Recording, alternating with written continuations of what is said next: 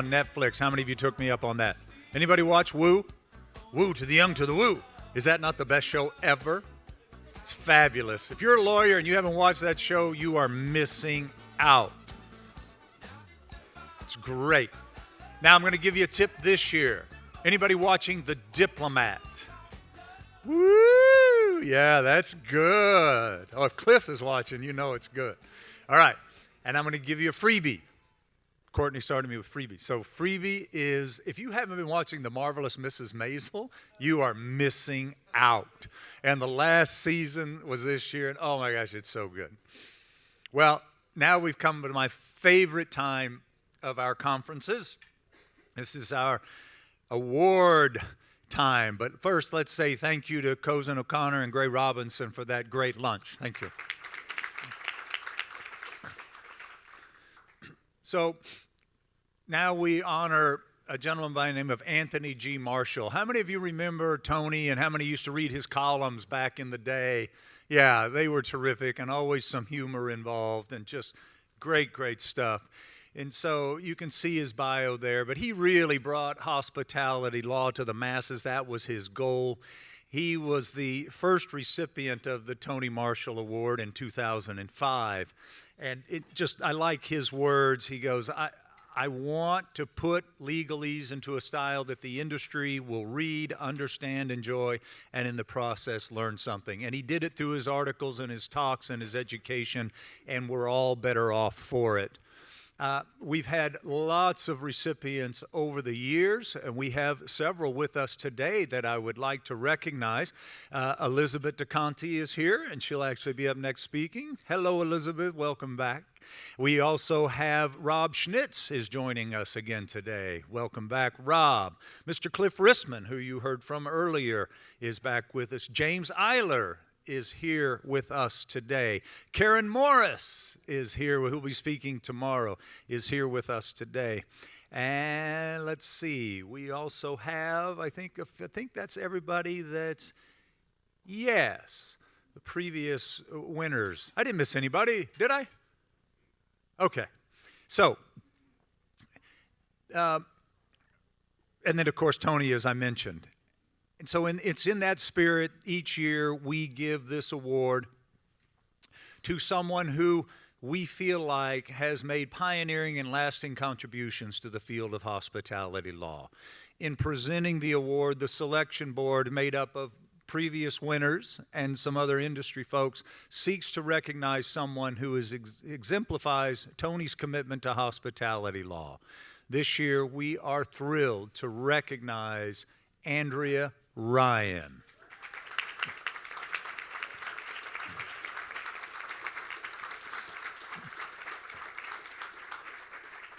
So as you can see, Andrea did her education at the Catholic University and the Columbus School of Law, and did her bachelor's degree at American University, admitted to the State Bar of Georgia. And you can also see from her bio that Andrea is a partner in Fisher Phillips. She's the co-chair of their hospitality practice. As I mentioned previously, from the other Fisher and Phillips partner that was here, they have a national practice that focuses representing employers in all aspects of labor and employment. But that doesn't tell the whole story about Andrea. Andrea has spent her career guiding hospitality entities around employment challenges. And she does so selflessly. She always picks up the phone. She always answers the call. In preparation for today, I was trying to add up the number of times we've asked Andrea to speak at this event and others that we participate in. And number one, she's never said no. And number two, I think it's over 100.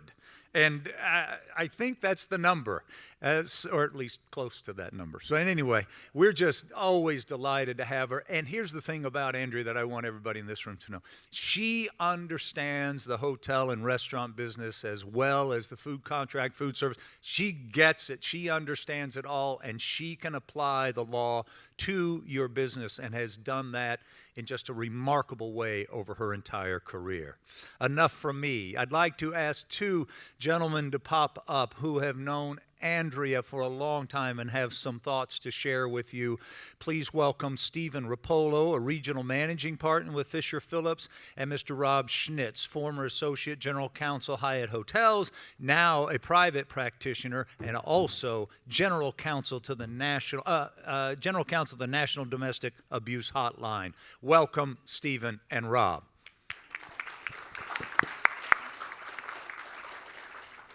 Thank you very much, Stephen.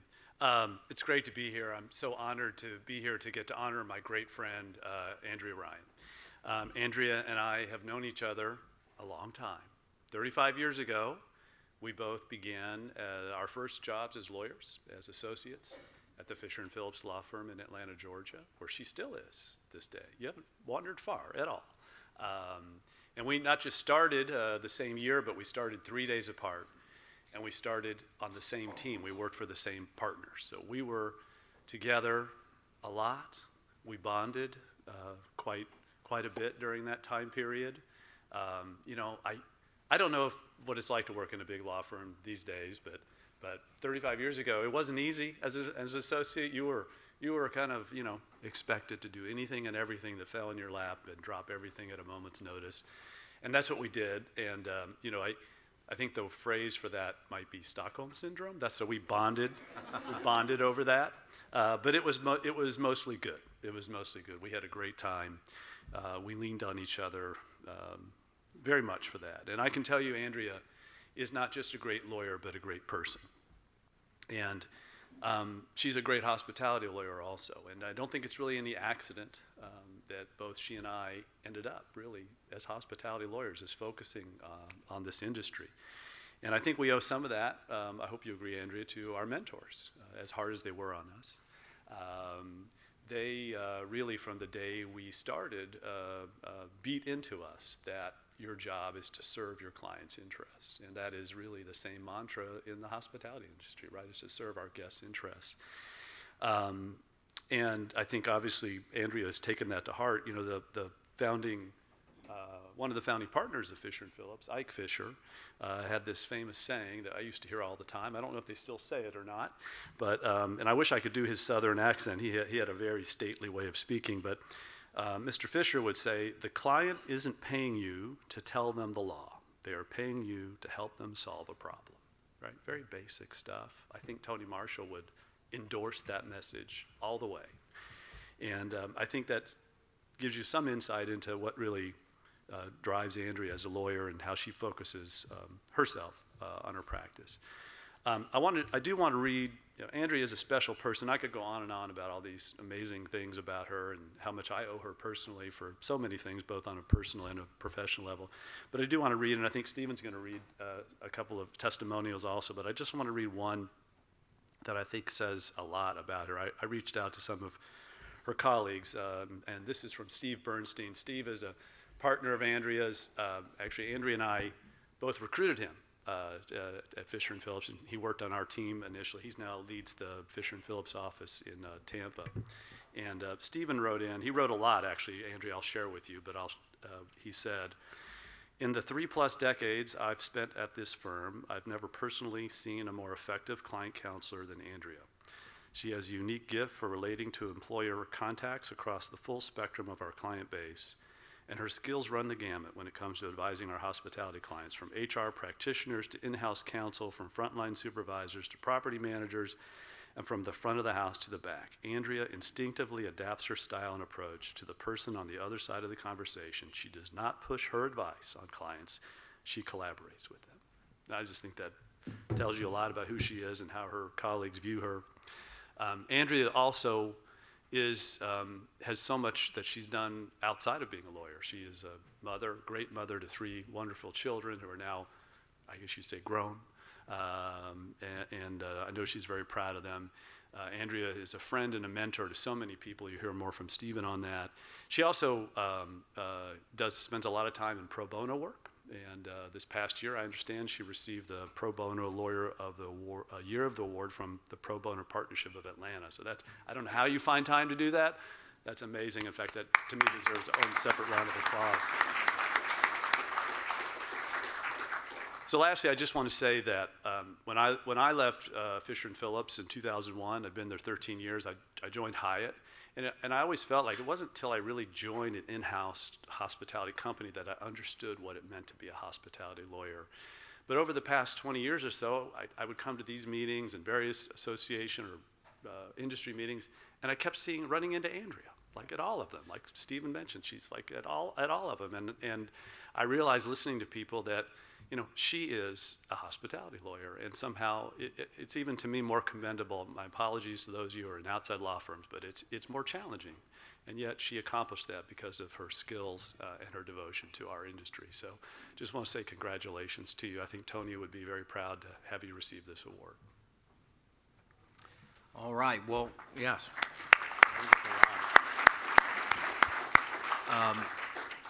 So I have been practicing with Andrea for over 30 years. And the amazing thing is that when I first started practicing, I really wasn't working as much with hospitality clients as I do now.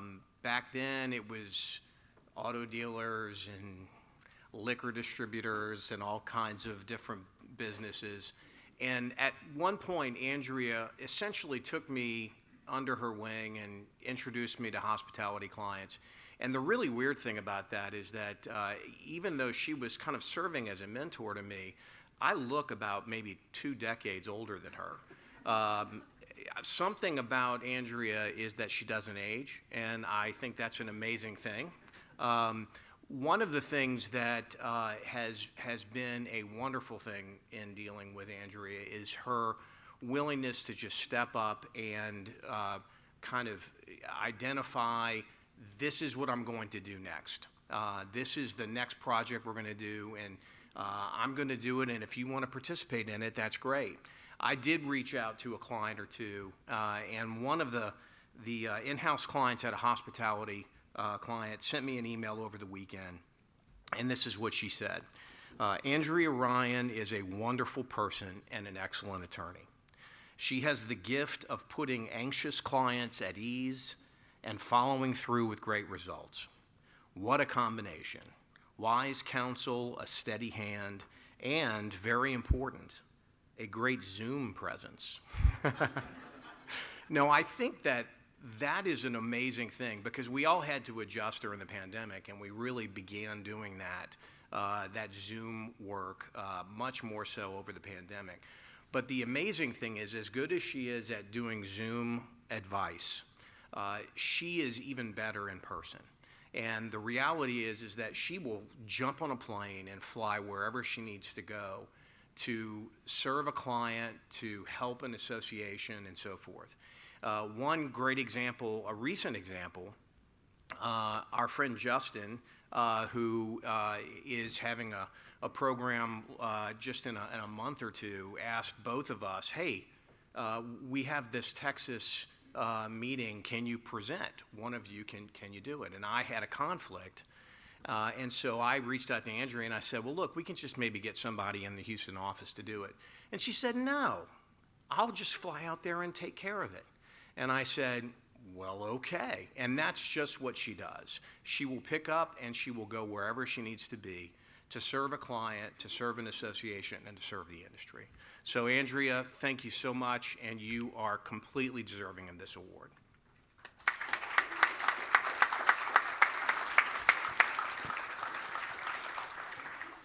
Thank you, gentlemen. And you forgot to mention that one of her favorite clients that she never says no to is in Hawaii. Just by chance, right? Ladies and gentlemen, please welcome Andrea Ryan.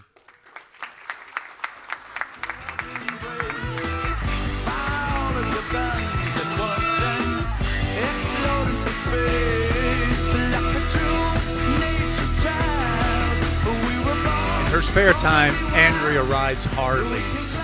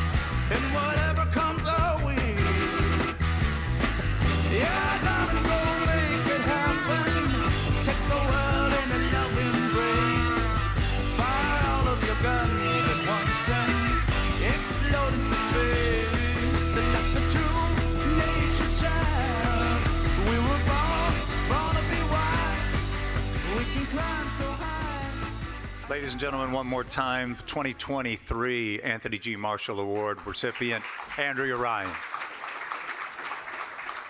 Thank you. You've all been so patient listening to my wonderful friends, and I just want to shed a tear. I mean, that was just so, it was hard to sit back there and hear from those good friends. So I'm going to not keep you any longer. I want to tell Steve and Rob, thank you so much. I love you both. I love working with you.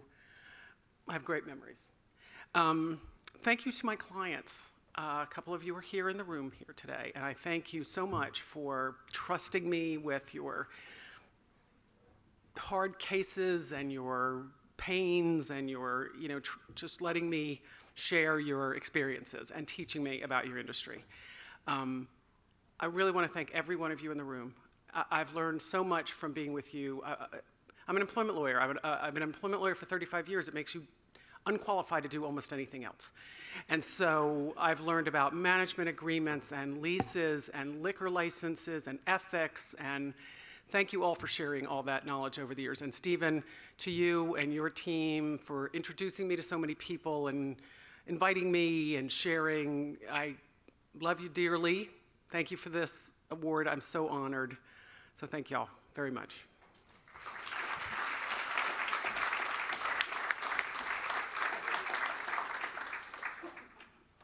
Thank you, Andrea. Very well deserved.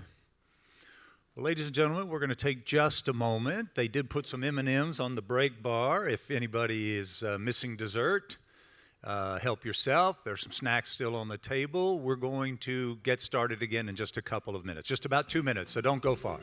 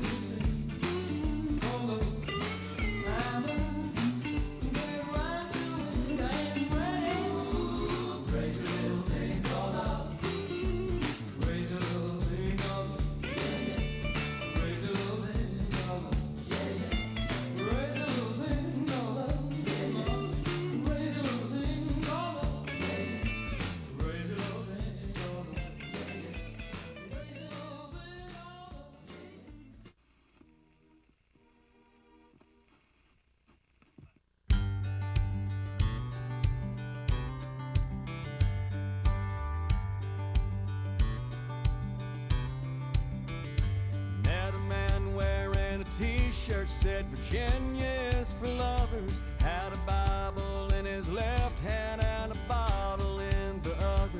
He said all you're really given is the sunshine in your name. We both started laughing when the sky started to rain. Get along down the road. Ladies and gentlemen, we're going to begin in 5 minutes. 5 minutes, 10 after the hour. We ain't perfect, but we try.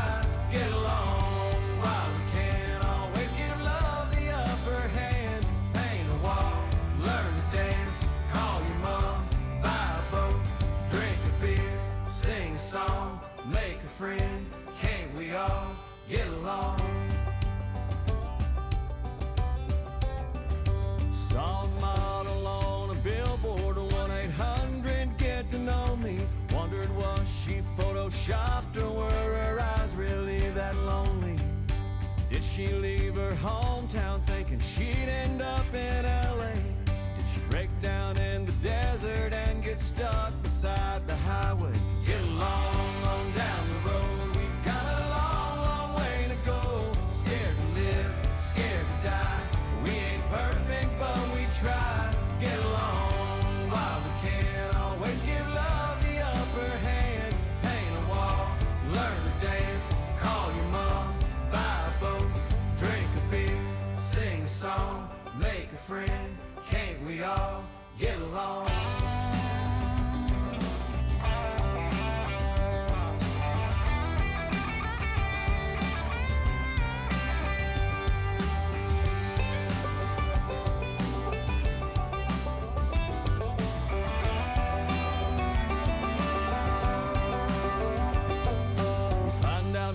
die, the keys to heaven can't be bought. We still don't know what love is, but we sure know what it's not. Sometimes you got to get along on down the road. We got a long, long way to go. Scared to live, scared to die. We ain't perfect, but we try. Get along while we can. Always give love the upper hand. Paint a wall, learn to dance. Call your mom, buy a boat, drink a beer, sing a song, make a friend. Can't we all get along?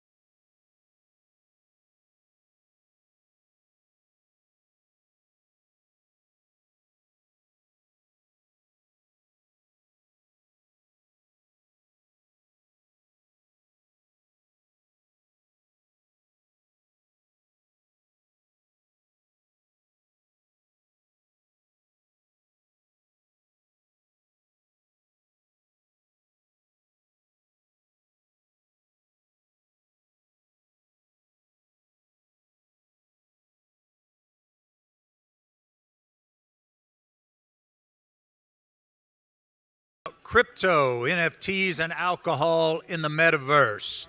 Joining us today is Elizabeth DeConti, shareholder Gray Robinson. Elizabeth's out of the Tampa office, but her and her team have a extensive national practice and some international work as well. But Elizabeth, when I say this, I'm being totally sincere. Nobody in our country understands the alcohol beverage space better than Elizabeth DeConti and her team. And she has mentored, I can't tell you how many lawyers she has mentored in that space. It's really remarkable. And we love having her here. Ladies and gentlemen, please welcome Elizabeth DeConti. Thank you. Yeah, to that point, as my friend David said earlier, the good thing about those older pictures, they don't show some of this stuff that's starting to appear. But thank you for joining me this afternoon. Pleasure to be here again. I'm taking what is a little deviation from some of the topics I normally talk about at this conference for those who have seen me talk before. What I like to do is I like to bring you a sampling of some of the hot topics crossing my desk. And so over the past year, the role of alternative currencies in the alcohol industry has definitely been a hot topic crossing my desk. And so since most of you here are retailers in some way, shape, or form, most of you are hotel or restaurant people or managers, this is perhaps even more forward-looking for you because most of what I'm going to tell you today is what's going on at the supplier level and heading your way. So as most of you know, the alcohol industry is a three-tier system in the United States, with suppliers being the top tier, distributors being in the middle tier, and retailers like hotels and restaurants being the lower tier. You hear me talk about that a lot. And I know some of you may have been excited, thinking there was some chance that you would get through my presentation without the words tied house this afternoon. But I'm sorry, later I am going to mention that. It has a role in this. So what is going on? So we're going to talk today about the alternative dimension, which is now we're calling the Metaverse, virtual reality in a streaming space, and how the alcohol industry is functioning inside this space, and how your businesses eventually may be contacted by those industry members, or you may decide to operate there yourselves. Let me show you how. So what is happening in the Metaverse? What is it?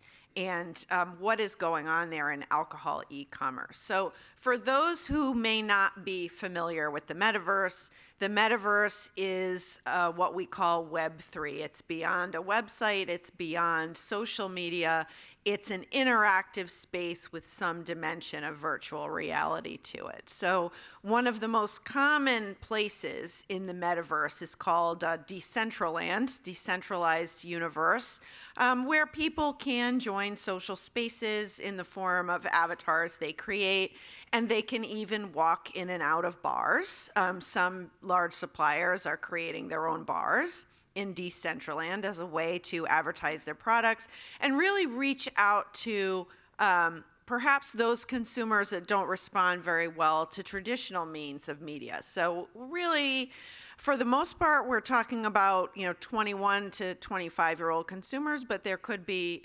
certainly older engagers in the Metaverse as well. What are they doing? They're having virtual parties and experiences. They're having product education. They're selling non-fungible tokens.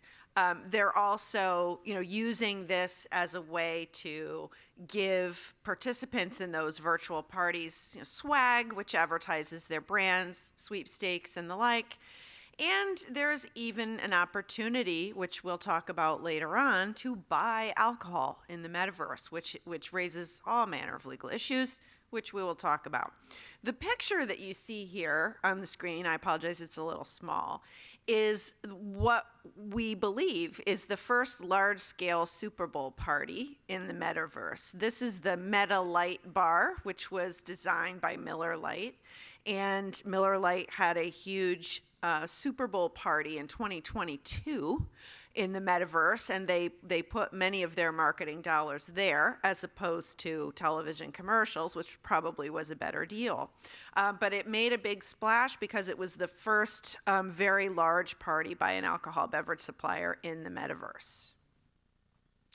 So, what is this? When I've stood here before and I've talked to you about advertising alcohol on social media, for example, or on the internet, we've talked about how those platforms are not really the lawless spaces they appear to be. They're not actually without jurisdiction or regulation. And by the time we get to this, the end of this talk today, hopefully you'll see that the metaverse is really analogous in that way. It does have rules, even though some people would like to think that it doesn't. So what is it doing? Is it a new campaign platform? Yes, it is. It's a new media platform. It's another way to create commercials or advertisements for alcoholic beverage products. Very importantly, it's also another digital marketplace for alcoholic beverage products. Well, how does that work?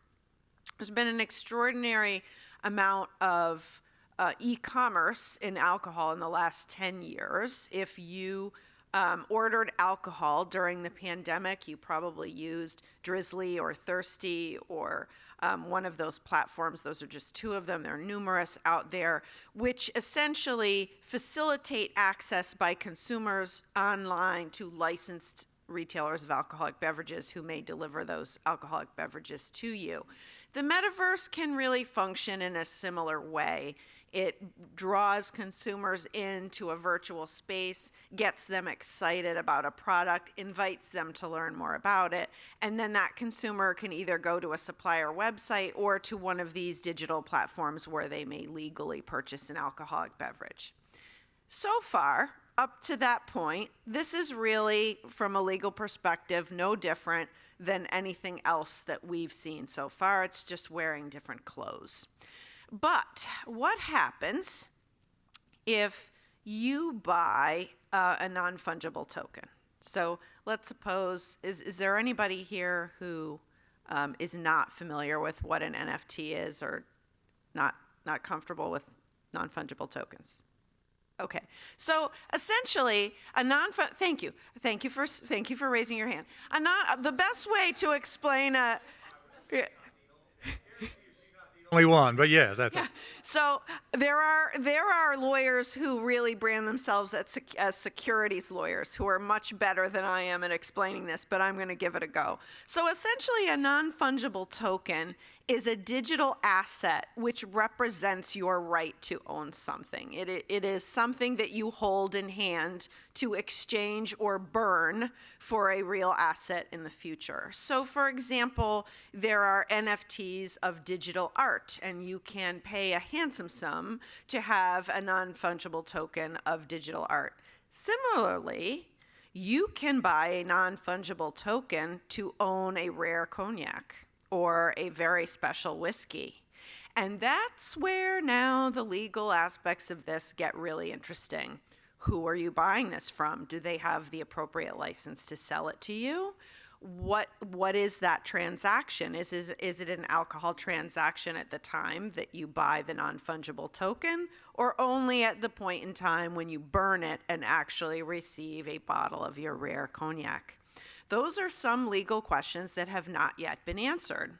They are coming up most quickly in the context of an auction where a collector, for example, an individual person who owns rare bottles, is selling them as NFTs. So there are rules about who may sell alcohol and rules about who may not sell alcohol without a license. So some of these auction structures, which exist on the internet, may not be legal, depending on the structure of them. Why do we care about this? Well, you may very well have an event at your hotel, for example, where there is an auction or where a group wants to auction off these non-fungible tokens. You should be aware that there are legalities around these types of alcohol sales. NFTs are also used in the gift market, where perhaps grandpa has one of these rare cognacs and he wants to give it to his granddaughter through the NFT. If that's a gift and not a sale, that should work just fine. Finally, the metaverse is one of the few places, not the only place, but one of the few places now where alcohol can be purchased with cryptocurrency, which is an interesting area of regulation that alcohol law has not yet caught up to. Frankly, regular law has not caught up to it yet either. The federal agencies, which all touch on cryptocurrency, I'm not going to do a securities presentation today. That's a little bit over my skis. But they do not agree on what these things are. For example, are they a security or are they not a security? So if agencies like the SEC and the FTC can't agree on the classification of these things, surely the federal agency which regulates alcohol, the TTB, is not going to tell us what they are yet either. Further complicates the mess, right? So here are some of the things that are happening in the metaverse. And I bring these things to your attention because I think in the near future, suppliers of alcoholic beverages will be approaching retailers of alcoholic beverages, like restaurants and hotels, for branding, sponsorship, and partnership opportunities in the metaverse, the same way that they do in the quote-unquote real world. So the metaverse is appealing from a marketing's perspective because it provides an intersection of social media, gaming, augmented reality, and again, the fascination with NFTs and crypto. It's a natural fit if you are a retailer that provides some sort of recreation or gaming at your premises. I think it's also a fit if you are just trying to build basic brand awareness for your brand. You will eventually encounter some of these issues. And as I mentioned in the beginning, this has been a success for the brands who are active in the metaverse at reaching certain demographics of consumers who aren't really that excited anymore about traditional media or even things that we call Web 2 social media. So I want to introduce you to this lady here on the right of the screen. This is Florence. Florence looks like a real person, but she's not. She's a computer-generated avatar, and she is a digital brand ambassador for Kinahan's Irish Whiskey. Kinahan's is we don't represent Kinahan's. I'm using them as my case study just because they're very involved in this space. Kinahan's has a digital brand ambassador for every brand that they sell. And they use those brand ambassadors to market in the metaverse. Florence here has a biography in the metaverse, and she's very edgy and bold and confident. And she represents their heritage whiskey, and she is out, in the virtual space, engaging with consumers and presumably directing them to become fans of the heritage whiskey.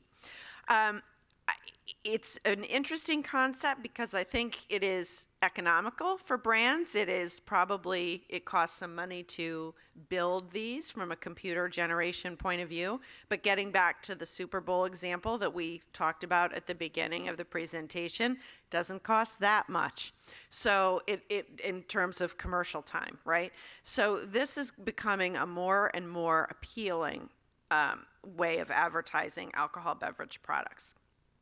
But what are the legalities of having what could be considered a cartoonish figure advertising alcohol? What does that do? So we get into what are unresolved legal issues for the metaverse and the NFT space. But once we start to talk about them, we realize they sound pretty familiar, and we've dealt with these issues before. So the first thing that comes to mind, if we're in a computerized space where everyone has an avatar, so for those who have not participated in this space, when you, for example, attend the Miller Lite Meta Lite Bar party, you create an avatar for yourself, which you can design as you wish. So for example, if you are 17, you can make your avatar look like you are 35. There's really no way to control that. So when advertising in the metaverse, we need to be, if we're industry members who sell alcoholic beverages, we need to be mindful of the same concerns about who we're talking to. We only want to be talking to legal drinking age consumers. And the industry, of course, has guidelines, which I'll get to in a minute, about media placement for talking to legal drinking age consumers. Those guidelines, I think, are going to take some time to become concrete in a place like the Metaverse. These are still advertisements, so legal rules about advertising of alcohol and mandatory statements for alcoholic beverages are still going to apply in the Metaverse. It's the same analysis we went through when people sold alcohol on the internet for the first time. People said, well, it's not occurring in a state. There's no jurisdiction, so I don't have to worry about all these rules. Incorrect. This is the same thing. It's just the same as any other type of digital advertising, and these rules do indeed apply. Here it is, I promised, Tide House. So there will be circumstances where upper tier industry members, in other words, suppliers of alcoholic beverages, distilleries, breweries, wineries, are going to want to engage in this space with their retail customers. And so how do they do that? If those suppliers are subsidizing, for example, a Metaverse program for a retailer, that is, I submit to you, the equivalent of paying for an advertisement for a retailer, and it will become a Tide House violation. So as retailers, be mindful that this is really no different in that regard from all of those advertising Tide House restrictions that we raise the flag about all the time. There are many intersections between gaming laws and alcohol laws, especially in an environment now where esports, for example, are very popular. The Metaverse space is fertile ground for this type of marketing and promotion. It has gaming aspects of it. There are gaming platforms inside the Metaverse, and those will be, very popular as well for alcohol advertisers. There will be probably more complex intersections between the laws that restrict gaming on alcohol premises in these Metaverse spaces. So in other words, every state has some body of law which restricts gaming in an alcohol premises. But in today's digital world, what's defined as gaming can be a little difficult, meaning that there are still some of these esports platforms, for example, which can be legally conducted in a alcohol beverage license premises. The problem with that analysis to date has been that frequently the alcohol laws and the gambling laws don't talk to each other very well. They were written separately by different legislators without one necessarily referencing the other. And it's up to lawyers to try to put them together and figure out how they fit with the help of state regulators who are trying to figure it out as they go as well. I would suggest to you that this space renders that analysis a little more complicated because now, we're doing it on this augmented level. Finally, we touched on this a little bit already. We do have to be concerned about, same issues in what we call Web 1, static websites, and Web 2, social media, unlicensed sales of alcoholic beverages on this platform. There is a risk that the platform can be used for those unlicensed sales of alcohol. In the alternative, it can be what I call a digital shoot to a facilitated and legal licensed sale of alcoholic beverages through an online retailer. So this slide is designed to help you understand how an NFT becomes a bottle of alcohol. So this is what is happening. So what I referred to a minute ago as the digital shoot that advertises a product to a consumer and then refers her to a place where she may legally buy the product, that is a simple facilitation model. Happens in other platforms already on the internet. The NFT model is a little trickier, and the legalities of the NFT model are unsettled at this time. So here's what would happen. You would buy an NFT sold by a major alcohol manufacturer like Diageo. You would hold it like it's a stock. And then at some point in the future, the brand, I'm picking on Diageo, but all the big ones have this, they mint it, meaning they tie that to a specific product. So it's not it's not completely intangible. The brand is going to guarantee you a certain vintage and a certain year and at a certain price in exchange for this NFT that you bought. The consumer holds the NFT until they're ready for their bottle. They burn it, meaning they redeem the NFT, and then a third party facilitates the delivery of the product to the consumer. If you know something about the distribution of alcohol in the United States, you might start to wonder how that type of transaction fits within the three-tier system. And the answer is that it doesn't. And so, interestingly, the third-party companies that are now being used to redeem those purchases with NFTs, to my knowledge, are all located outside of the United States. The biggest one is in Singapore. So what actually happens is through a back channel delivery system, this order goes to Singapore and is filled there and is somehow now, brought into the United States through a common carrier and delivered to you, presumably under our alcohol delivery rules in the United States. But the three-tier system isn't at work here unless we are operating in a state that allows direct shipment of alcoholic beverages from a supplier to a consumer. Interestingly, the law is very limited on the direct shipment of spirits. There is a lot of law supporting the direct shipment of wine, but the majority of the NFTs being sold for high-end brands are of spirits, which is why the majority of them are being sourced from outside of the United States. So if we have this conversation again in a year, maybe 2 years, it may take that long, I may be able to tell you what the federal alcohol regulators think about this activity, but for right now, it is untouched, and this is going on. There is an argument that because the product is being brought in from the United States, it's outside the United States, it's almost like a duty-free sale, or a purchase you might make when you travel outside of the country and you purchase a bottle of wine on your trip to France and you have that bottle of wine sent to you. But the manner in which the purchase is made is not quite the same, and so it's going to be quite interesting to see what our regulators do with this activity.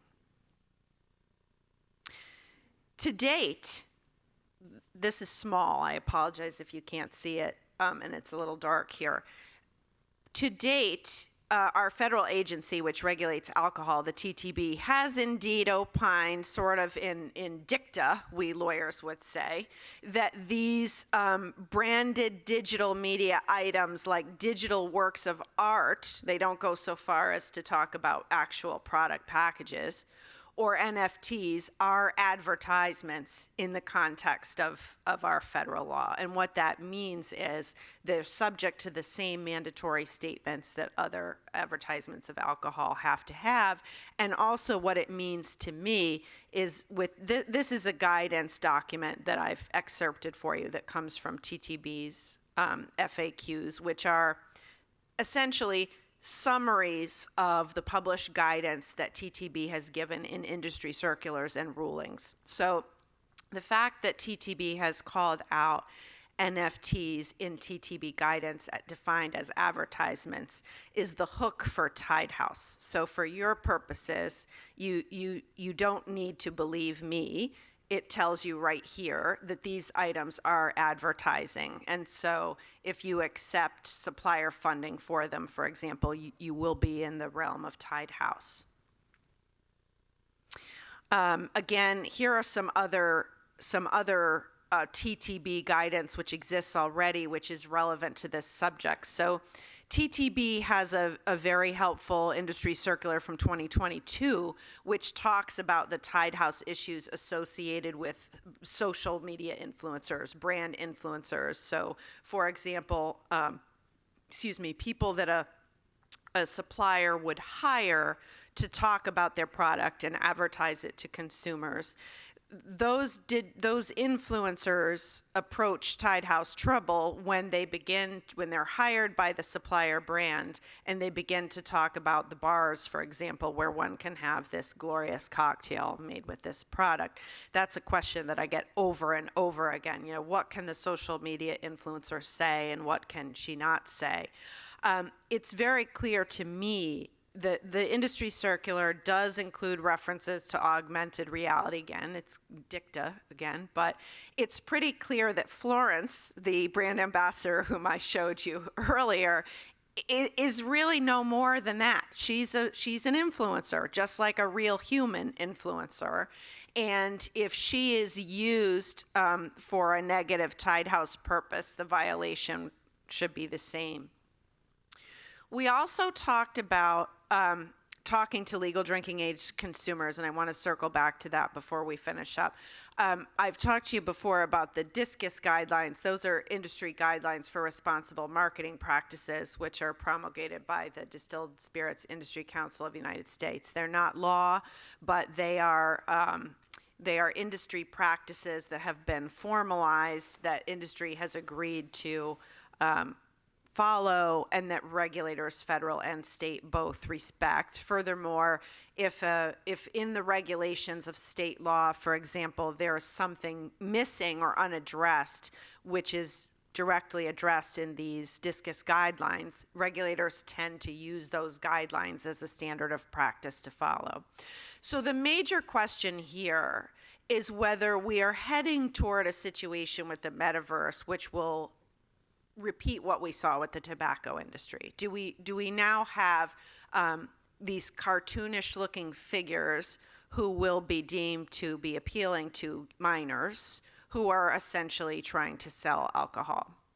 And I think that's a difficult question, which can be resolved by industry by going to the DISCUS guidelines. If industry can have a full understanding of media placement in the metaverse, if they have data which shows that 71.6% of the participants in that universe are legal drinking age consumers, then their argument will be it's the same as any other type of media placement.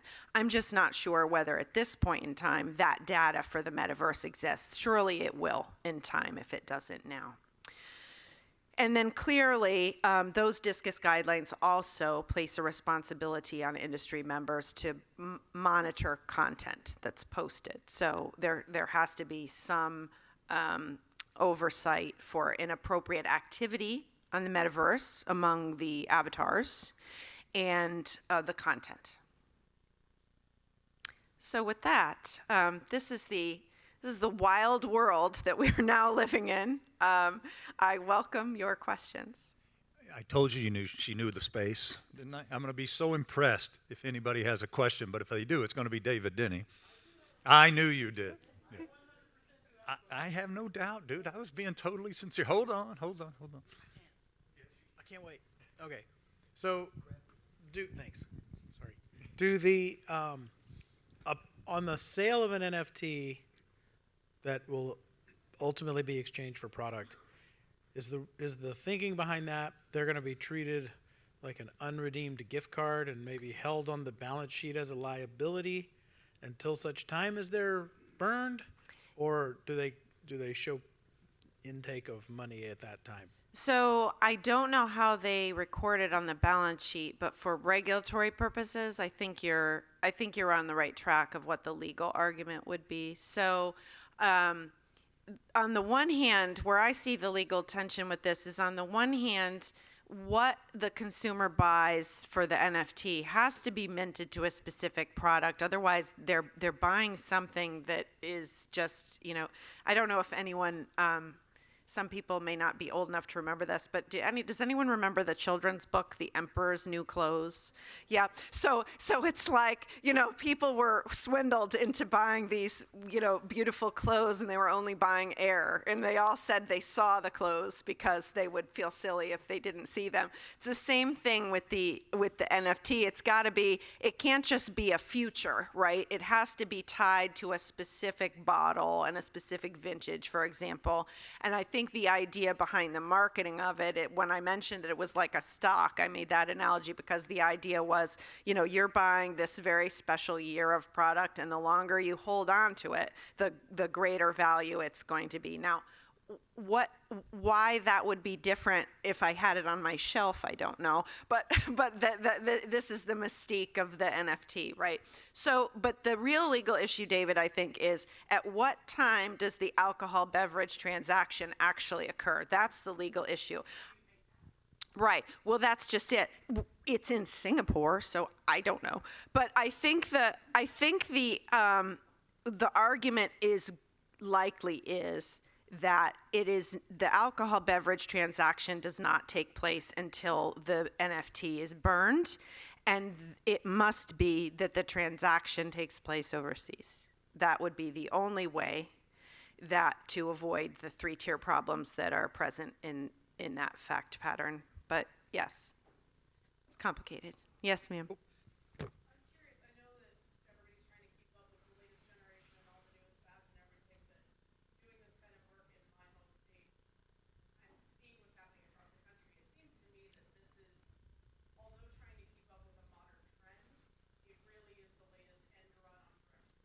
It is. And where are you from? Colorado. Okay. Yeah, I think I think that is very true. And I commented earlier, another reason why I think it's true, and an end run is a good way to describe it, is because on the face of it, direct-to-consumer for spirits is quite limited, true direct-to-consumer. And so I think that the industry is looking at this as a way to try to tap that market because they think it would be robust, right? And so I think that this is the way that they're trying to do it. Whether or not it's going to survive legally, I don't know, but I think that's where it's coming from. Building on that, what are the distributors doing on this? Well, I imagine that they don't care for it. But so far, the people who won't care for it are, anyone, our three-tier system is designed for everyone to get a cut along the way. Pardon me for expressing it so crassly, but that is what it is. And so there's tax that is not being collected, and there's a middleman who is not profiting from this. So in going forward, I think you will see legislative pushback the same way you see it for what we call regular direct shipping, right? And it's based all around that issue. Like, we have a three-tier system. We are entitled to these sales, so we should have laws here which prohibit residents of this state from engaging in those deals. Absolutely. Ladies and gentlemen, say thanks to Elizabeth DeConti.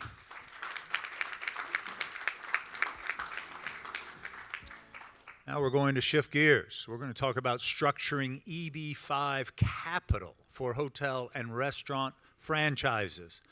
Joining us today for this presentation is Mr. Samuel Newbold. He's chair of the immigration law practice at CSG Law, officing in both New York and New Jersey. Sam represents companies all over the country. They have a national practice, especially multinational organizations in providing counsel on employment-based immigration as well as corporate compliance practices. But most importantly for this presentation, he heads up the firm's EB5 practice, but he has also managed many of these EB5 funding processes, and so he's well versed to share his insight with us. Let's welcome Sam. Thank you. Marisa Rauchway, team leader of franchise law for CSG. Marisa serves as the strategic legal advisor and partner in local, regional, and national franchise, the community across a wide range of industries, including the hospitality industry. You can see why they have joined together. It's a great synergy. Thank you both. We look forward to your remarks. Thank you. Happy to be here. Would just like to poll the audience here. Who here has any idea what EB5 actually is? So a few people, right? But Marisa has always presented at hospitality and franchise conferences before, and EB5 has always been a question or a topic that's come up. And so what I'd like to kind of do before I get into explaining very briefly what EB5 actually is to give you an idea of how prolific it has become, right? So EB5 Capital is a green card program. You've probably heard about it in the news in positive and negative lights, but essentially it's a way for companies to raise capital from abroad for their projects, and in exchange for that, foreign investors have the opportunity to apply for a green card. Now, this program is not new. This program has been around since 1990, and over $30 billion of EB5 capital has been raised and utilized throughout the United States, hundreds of millions of which are right here in Houston.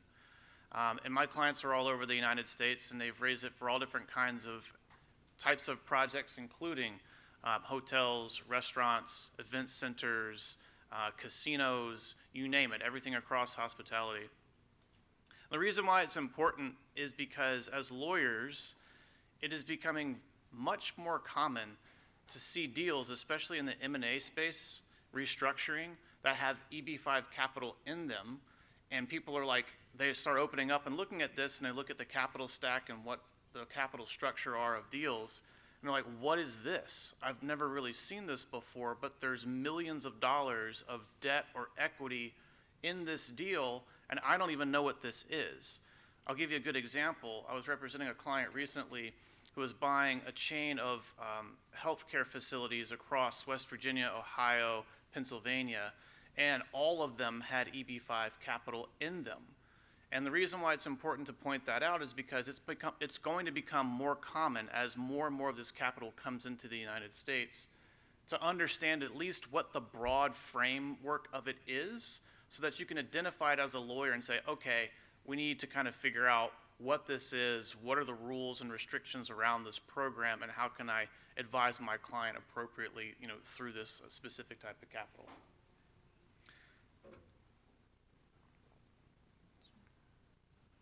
All right, so I'm going to have a few little asterisks here, because I need to, because we're lawyers, right? So this is going to be a very limited scope of EB5 to really focus on how you structure those deals in terms of a corporate framework. EB5 is a very regulated, highly regulated space. Not only is it regulated within the immigration space, but it's highly regulated within the securities space.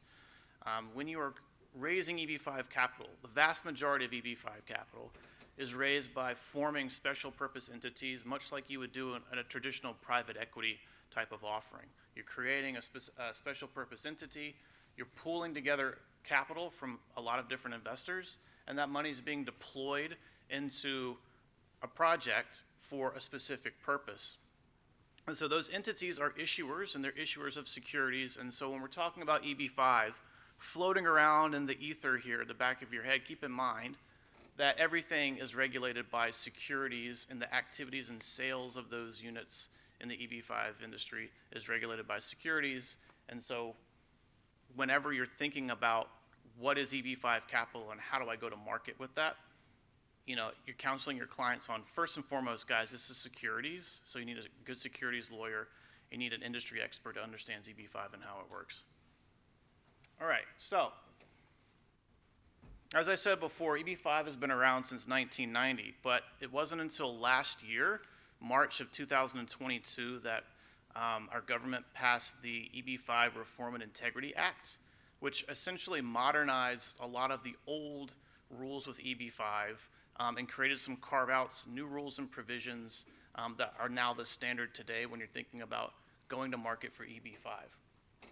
And so broadly, EB5 is a green card program that allows foreign investors to apply for a green card or permanent residency status if they can demonstrate that their investment into a company will create at least 10 full-time jobs.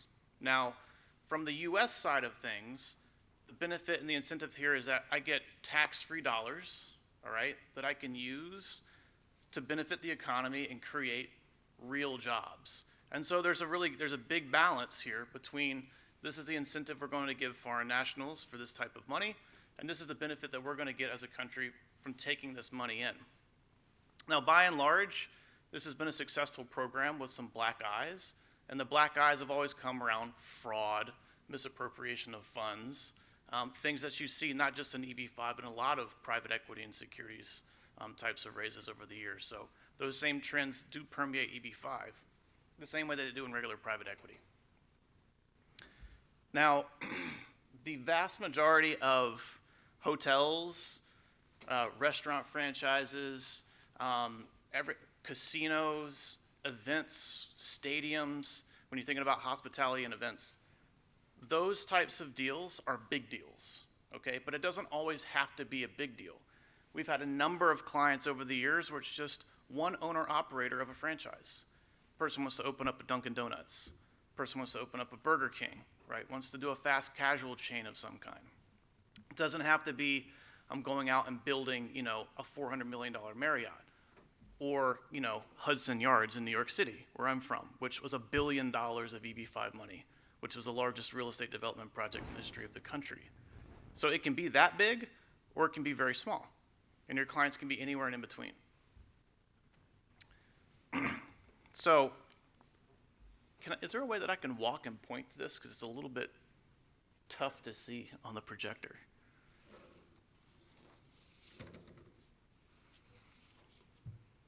I'm gonna have to point to stuff. Is there a pointer on this? There is? This dot? There it is. Ah, okay. All right. So the EB-5 program has two primary types of sub-programs. One is called the Regional Center Program, and one is called the Direct Program. The Direct Program now, under the new statute, is really just for one investor who's largely going to be an owner-operator. So that investor who might just want to open up a restaurant, think of it as a company that's going to be an operating company that has a 10 headcount criteria. So that person has to create 10 actual jobs, go around the room and count your employees, and that's your requirement.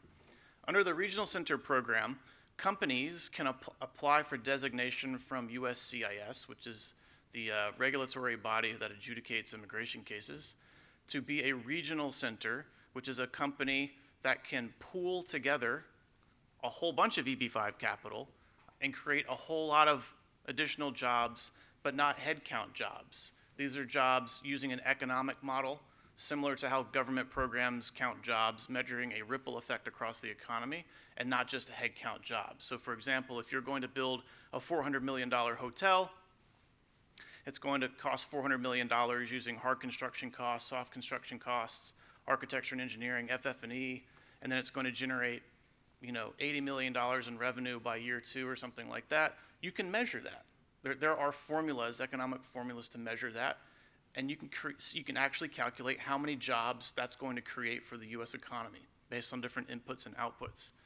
That's primarily how jobs are counted in EB-5, all right? And that's under what's called the Regional Center Program, and it allows you to pool together EB-5 capital in much larger volumes because you can generate more jobs, keeping in mind that each investor has to prove 10 jobs per investor, and you just do the math from there. All right, so most EB-5 deals are structured this way. You set up a special purpose entity like I talked about before. This special purpose entity exists for one purpose. The EB-5 investors are going to invest each $800,000, which is the statutory minimum. All right, they're going to get equity in this entity, and then this entity is going to be managed by either a general partner or a manager. It could be an LLC or an LP. That's typically how they're structured.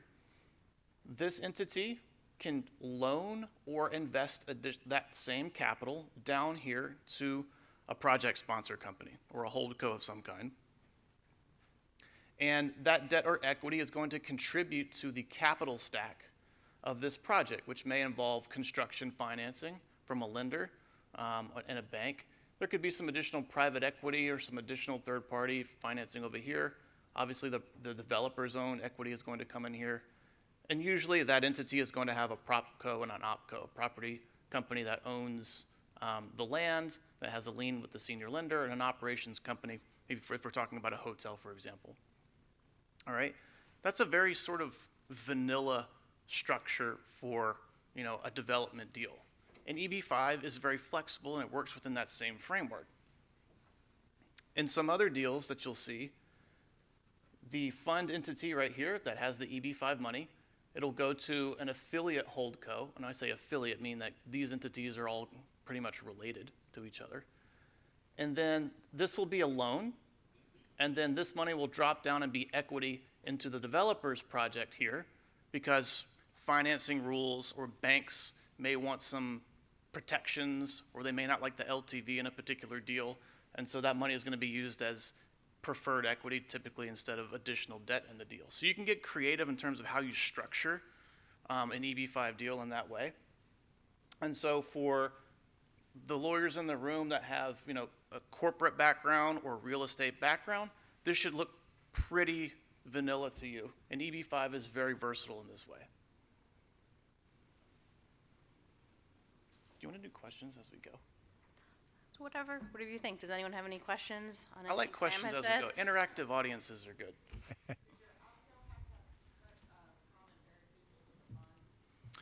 It typically will. but Can it you doesn't repeat the have to. question, Samuel, just real quick? Repeat the question. You were saying, does it have to have common parentage?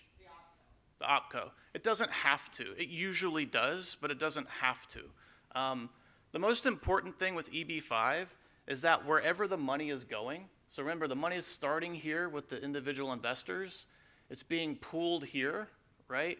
And then it's ultimately going to go down to this entity here, or these group of entities that are most responsible for creating the jobs, right? It's all about jobs when it comes to EB5, all right? And so if the nexus to the job creation and the EB5 money is clear, then the investors are going to get all the creation of jobs here. Now, one question we usually get with EB5 is it just the EB5 money that has to create the jobs, or is it all of the money? Because remember, we're just talking about the EB5 money coming in to fill a part of the total capital stack in that project. The whole budget for this project might be $400 million. EB5 might be $100 million of it. Right, where's the other $300 million coming from? Well, it's going to come from wherever else it comes from, the developer, from a senior lender, from other private equity. But the good news is that for the EB5 investor, the total job output of that whole budget, right, $400 million, goes to the credit and benefit of the EB5 investors. And the reason why that's important is because it allows you to increase the size of the fund, because you can capture more job creation. All right? So this is a relatively straightforward vanilla kind of deal. And this is usually how you will see EB5 capital coming in and to structure these kinds of projects. This can be a hotel. It can be an office building. It could be a hospital, a school, a stadium. And in fact, it has been all of those things over the years across the United States. You name it, an EB5 is probably in it somewhere. And I work with our M&A team all the time, and they're like, Sam, we just got approached, and we're representing buyer or seller in some deal, and there's like $10 million of EB5 in this deal. We had no idea. And so they bring me in, and they're like, okay, so what's the structure of this? How does it work? Where is the money in relation to the timing to the investors at this point? Were the jobs created? Have they not been created yet?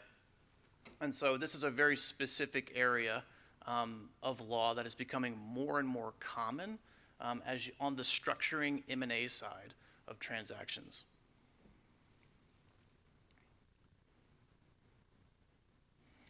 Here's an interesting thing that has happened with EB5, and one of the reasons why EB5 has become popular is because it's quiet money for the most part. EB5 investors are motivated by two primary things, and the first and foremost thing is they want the immigration benefit out of it. A secondary concern is making sure I at least get my principal back if I can, and maybe a modest return. But the first benefit is what's driving them the most. And so for the most part, EB5 investment money is pretty quiet, and it's quiet for around 5 to 7 years. There's not going to be a demand or a very vocal demand for any kind of repayment of that capital prior to when your asset is going to be stabilized anyway. Yeah, go ahead.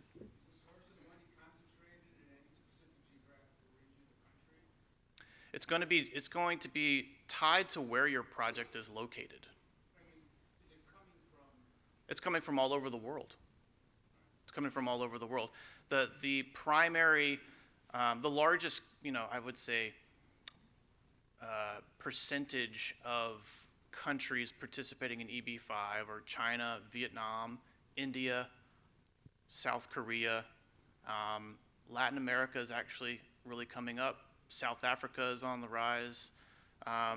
It's actually becoming more dispersed than it used to be. It used to be pretty much all China, but not so much anymore. But yeah, it's coming in from all over the place. But one of the drawbacks of EB5 money is that it's slow.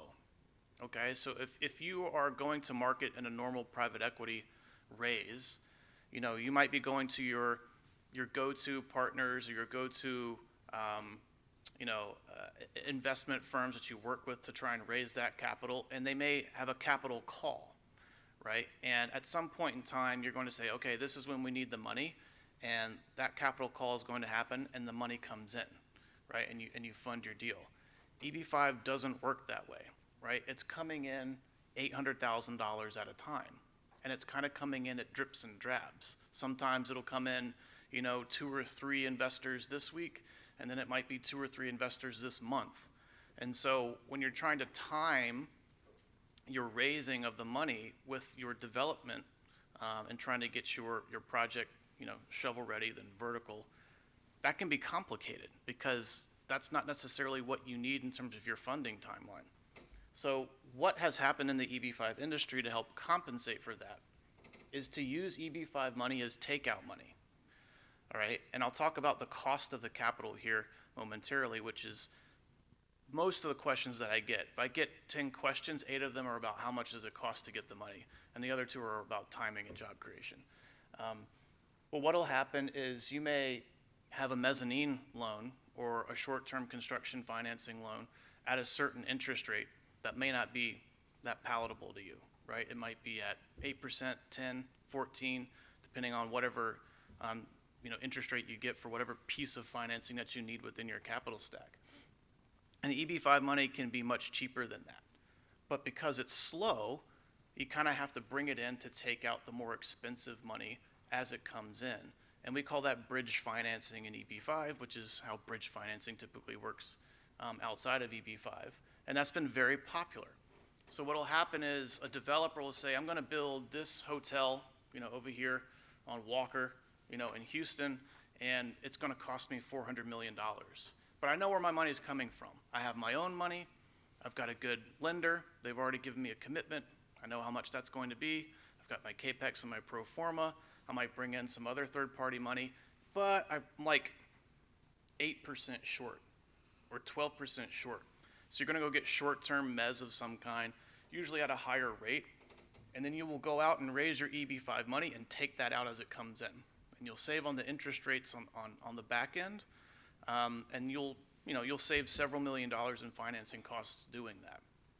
And that's another typical way you'll see EB5 money come into deals, and it comes in later. Now, interestingly enough, the job creation that was created when that new money came in will be credited to the EB5 investors if you contemplated raising the EB5 money as takeout money from the beginning. Right? So they'll create that nexus between the job creation and the spend and even the revenue that is generated from that project, even if the EB5 money comes in later to replace that money. They'll kind of like just swap it out, and they'll get the credit for that contribution in terms of job creation.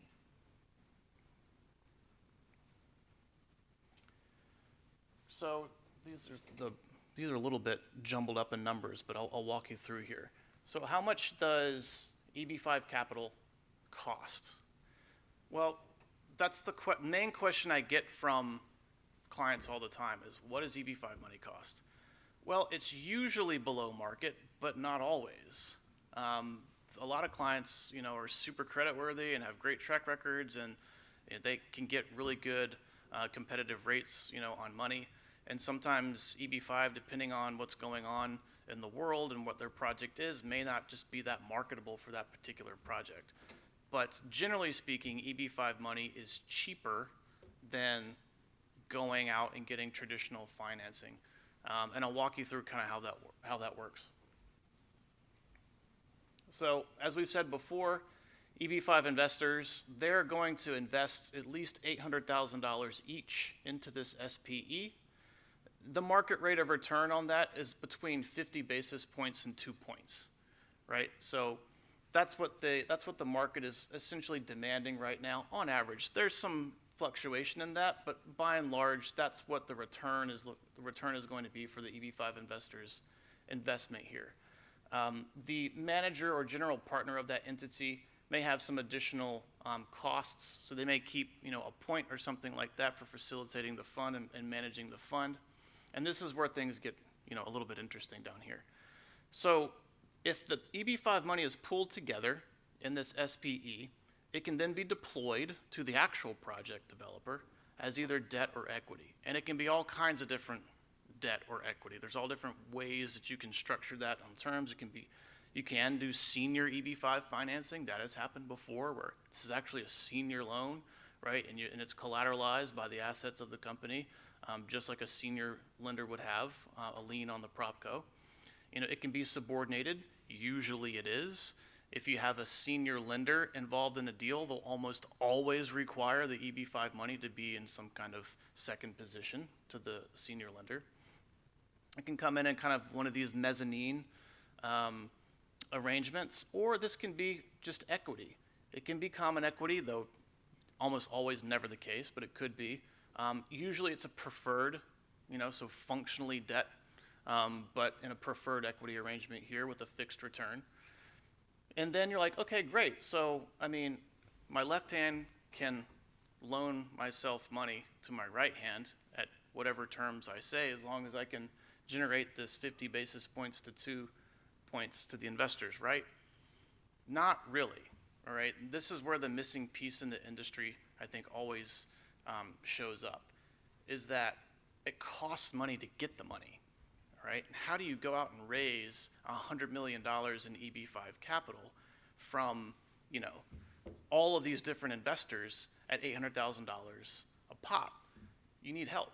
You need intermediaries, you need agents, you need people on the ground in different countries, you need broker-dealers stateside doing things correctly with securities rules to go and get this money, and you have to pay them as well, right?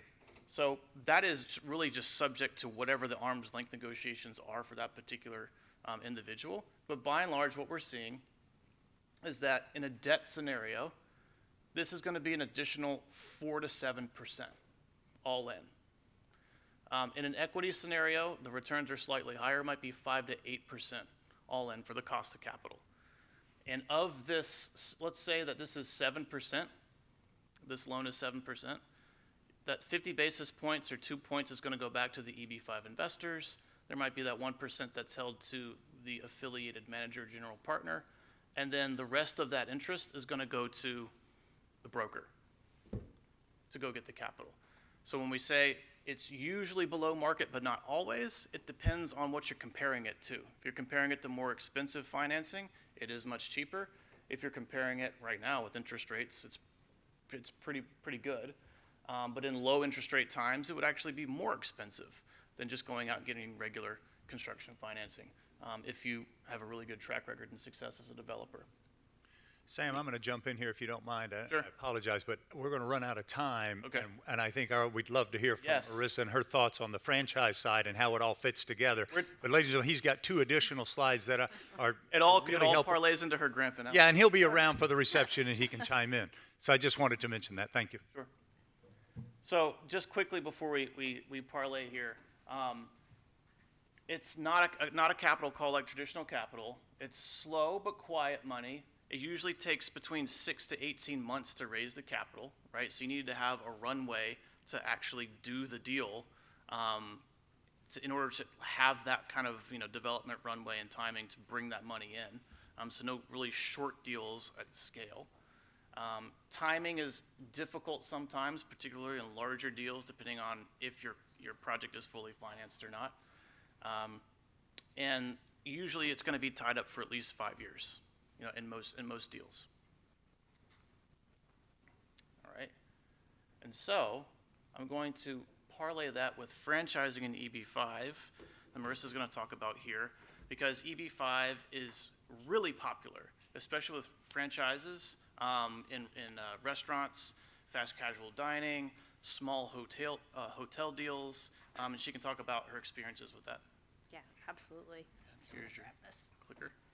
Thanks, Sam. So like Sam said, I am a franchise lawyer, and I think he mentioned at the beginning of his presentation, in the last year, by far, every conference I've either spoken at or attended, the most common question is, do you know anything about EB5? What's with this EB5 program? For all the reasons that Sam mentioned. And, I'm sure there are a number of people in the room, involved in, either the restaurant or hotel, franchise space, but you can imagine why. Just taking a step back, the franchise model sometimes, not always, can be particularly conducive to everything that Sam just mentioned. I'm sure, as many of you know, franchising is a model. It's not a box you fit into. There's a lot of flexibility in it. So even though there's all sorts of red tape and regulation in my world, just as in Sam's world on the federal level and a labyrinth of state laws, I mean, at the end of the day, virtually, if not all franchisors are looking to use this model to expand their brand with somebody else's money, while of course keeping controls and providing a certain level of support to make sure that whatever industry you're in, that somebody who is in a fast casual location in Texas is going to get, if not the same, a similar experience as if they went somewhere else. So what I wanted to do is just focus on why the franchise model, particularly in the hospitality space, often, but again, not always, can be a particularly good business model for EB5 capital. And the first, as Sam mentioned, this job creation. Franchising, of course, unless you're dealing with a new franchise, I think the last number I read was there's 75,000 franchise concepts in the country. So I'm not talking about the new franchisers, but often when you're dealing with an established franchise, you have other units to look at to show, oh yes, there likely will be 10 jobs created. We're not talking about something that is new. So there is a little bit more, evidence that this job creation actually will happen. So that's one. Two, just the idea. I mean, it's sort of common in the franchise world to say franchising is going into business, for yourself, but not by yourself. It's kind of corny at this point how often that line is used, but it's really valuable potentially for an EB5 investor, an EB5 investment, because it's not just the owner or owners who are, tasked with making sure that the business, whatever it is, succeeds. You often have a huge franchise system providing advertising and marketing and operational support to make it a potentially, again, not always, more a safer investment. So that's another thing. Also, if you're dealing with a global franchise brand, that also can be particularly attractive to somebody coming from another country who's looking to invest money. It's not something that they've never seen before. They may have a location in their backyard or near them. So there are some very unique qualities and characteristics to franchising. Again, I know I'm tight on time, so I'm just going to quickly go into why franchising may not always be the greatest. It may sound good, but it really depends on which franchise system we're talking about. And I think, Sam, you mentioned it earlier. there's a timing issue. Depending on what franchise system you're dealing with, some franchisors don't want to deal with the timing issue. And in fact, this just came up for one of our clients, I think a couple weeks ago, where they wanted to invest in a franchise unit and use the EB-5 funding, and they were going along, and then the franchisor stopped it because the franchisor didn't want to wait for the timing that needed to happen in order for this money to come into place. Also, franchise agreements in general, sometimes I would say they are often not designed for EB-5 investors. So, I mean, it's a little bit of a myth in franchising that franchise agreements are never negotiable, but there either may be some negotiation that needs to happen to some of the provisions to take into account EB-5 investors, or the franchisor, again, it just might not be the right franchise system. So bottom line, as Sam mentioned, EB-5, super hot topic in franchising and franchise concepts. I get asked about it all the time, and super happy that I have Sam to call, as he mentioned, whenever an EB-5 question comes up. So that's really it. Yeah, with the hospitality industry being such a good job creator, like EB-5 has always been kind of like a magnet to that, because you're like, oh, well, it creates a lot of jobs, and a lot of those jobs are maybe blue-collar jobs or whatever it might be, but doesn't matter what kinds of jobs, just a job is a job. And so it's always naturally attracted interest from the EB-5 industry. And the franchise model, because you can replicate it over and over again, has also been very attractive within the EB-5 space because it's somewhat predictable. The locations may change, the costs may change because of the location changes and stuff like that, but it's something that at least EB-5 investors can sort of understand and see how that's going to play out because there's a model ahead of it that they can say, oh, okay, well, I can expect this and that. Same thing with hotels, right?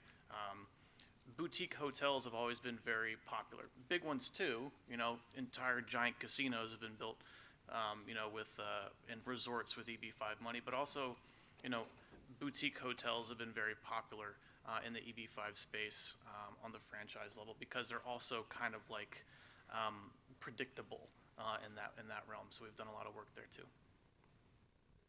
We've got time for one more question, if anybody has it. Yeah, go ahead. You mentioned early on regional centers. Yeah. I've never really understood what is a regional center. Where does it fit in the diagram? Is it like the placement agent? Yeah. Or is it like the fund itself? Yeah, so a regional center is just a private company, or it's not a government entity. It's a private company that submits an application to USCIS disclosing and describing to USCIS how it's going to promote EB-5 to create jobs and boost the economy in their specific region. It's called a regional center because they have a defined geography that they can do this in. You can't just do it anywhere. So I'm going to do this in, Houston and Dallas, or maybe the whole state of Texas, depending on what their idea is. But you're not going to find, these massive ones. And all it does really is it sits on top of that fund entity, right? And some regional centers create their own funds, go out and raise their own money, right? And do the whole deal sort of in-house. A lot of regional centers, I'd say over half of the regional centers, are in the business of being a regional center, meaning that all they do is they're in charge of compliance, regulatory oversight, and making sure that the projects are doing what they're supposed to be doing, and then they kind of just rent out their license to various projects, and they collect sort of a syndication fee and annual fees on a rolling basis to sponsor all these different projects. But the regional center is actually the entity that's responsible for making sure everyone's doing things correctly. So there's a lot of risk and exposure in that. If you're comfortable with that, you can make a lot of money because if you have the connections with projects, the more projects you do, and there's actually a big business in it now. But it could be either way there with that, but that's the role of the regional center. You mentioned that a significant portion, if not the largest, is Chinese. With all the regulatory issues that are suddenly arising on Chinese investment, do you see that that's going to change the availability of money from China Yeah. coming into EB-5 in the near future? Yeah. That's a great question, and as an immigration lawyer, I'm seeing what's going on around the world all the time, oftentimes firsthand with clients and their takeaways. And China's an interesting market at the moment because there's certainly demand. And the issue you have in China right now is that you can't get money out of China. There's heavy regulations on money exchanging, direct transfers out of China. And so one of the biggest issues with China is actually how they get their money out to make these types of investments. It's not just to make EB-5 investments, how do they get their money out to pay for their kids' college tuition if they're going to school here, just bigger things like that. So I think with the tensions going up between Taiwan and the U.S. and China, you're seeing an uptick in awareness politically of what's going on over there, and there's a lot of activity. There's a lot of investors that want to get out. There's a lot of investors that have already gotten out. You're seeing the same type of response in Taiwan locally. A lot of Taiwanese are trying to get out. And these are waves that just kind of follow the socio-political spaces around the world. It's not just China. You see these things happening in different countries around the world, and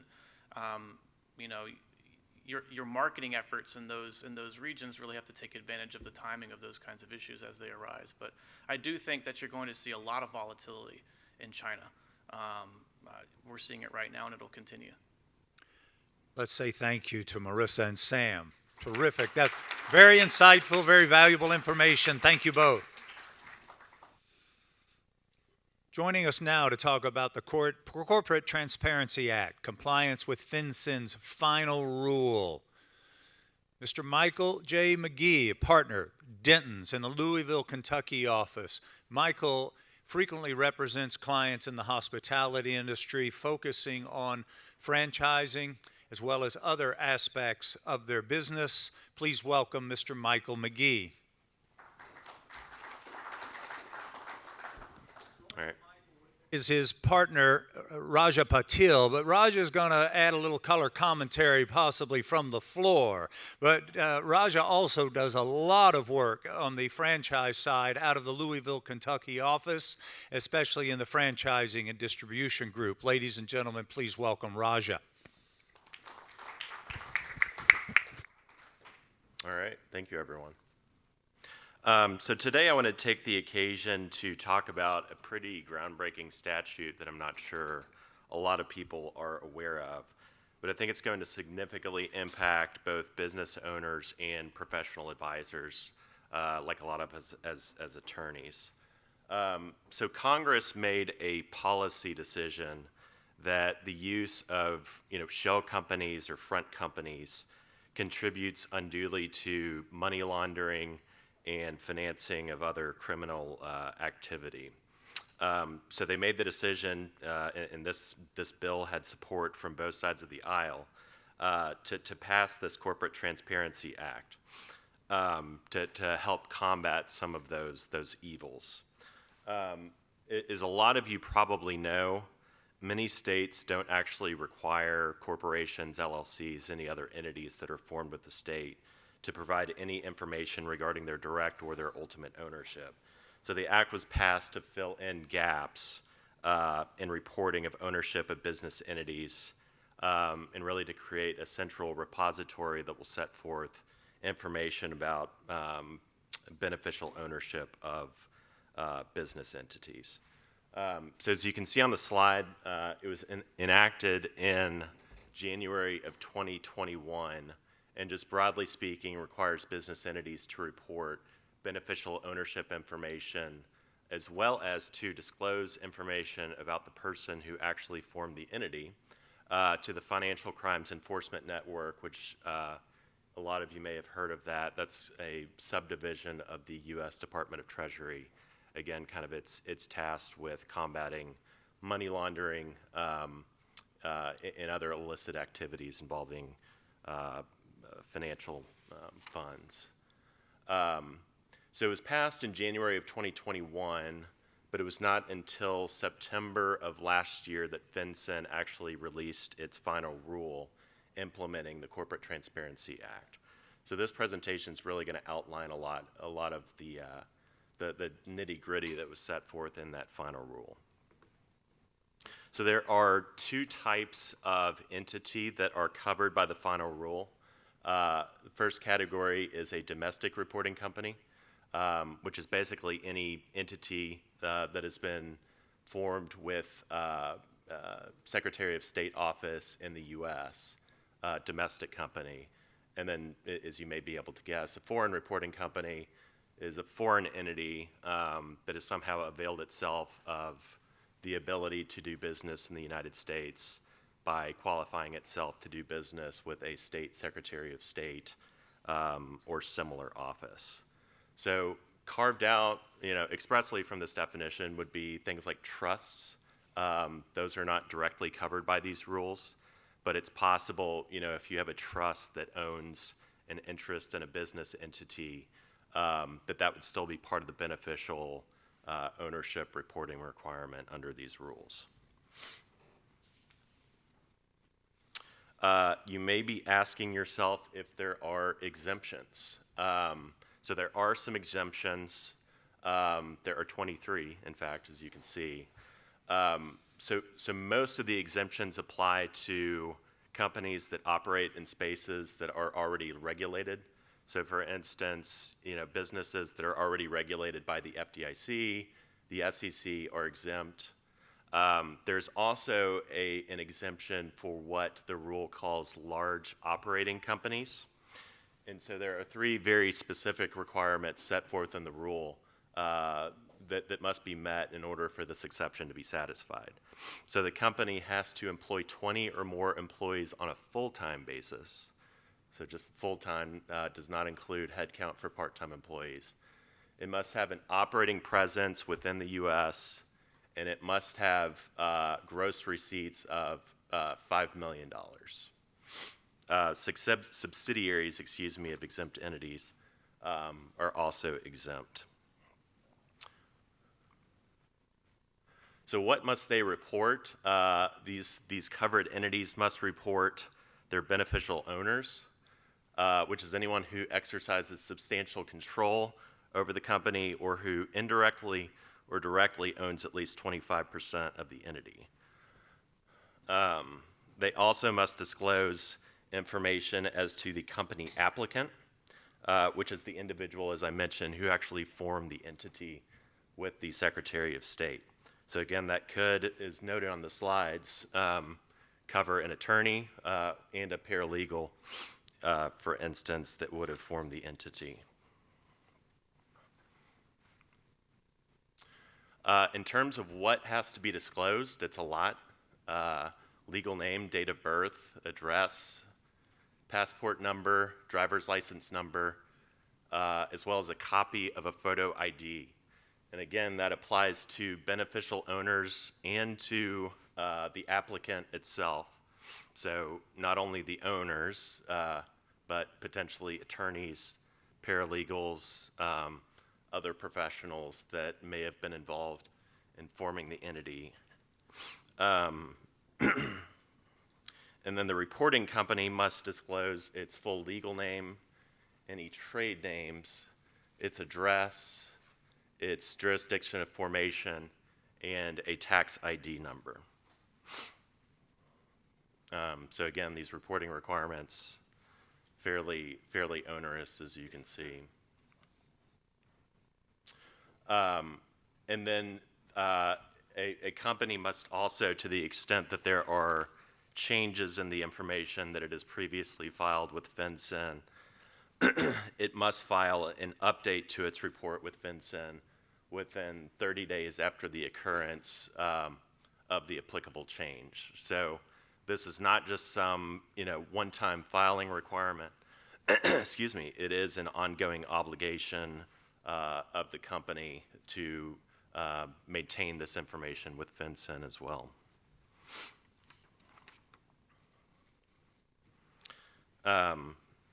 You may be interested in knowing what penalties for noncompliance are. So obviously these are maximum potential penalties, but the act and the final rule does provide for civil penalties of up to $500 a day, up to a maximum of $10,000, as well as imprisonment for up to 2 years. So pretty stiff penalties for not filing or for, filing false information. So it is, there are potentially significant consequences for not following these reporting and filing requirements.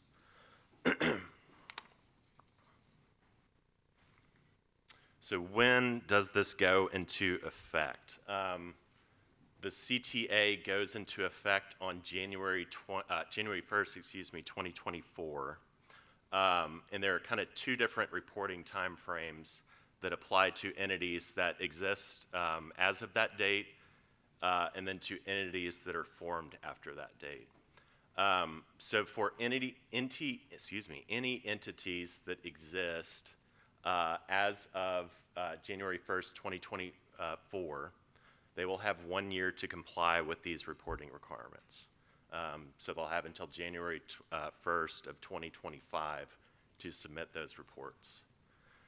For any companies that are formed after the effective date of the statute, they must comply with the disclosure requirements within 30 days of formation. So a little bit quicker turnaround time on those filing requirements. Notably, the reporting system is still under development by FinCEN, so no one really knows mechanically what that is going to look like, who's going to have access, really anything procedurally relating to the filing process at this point is anyone's guess.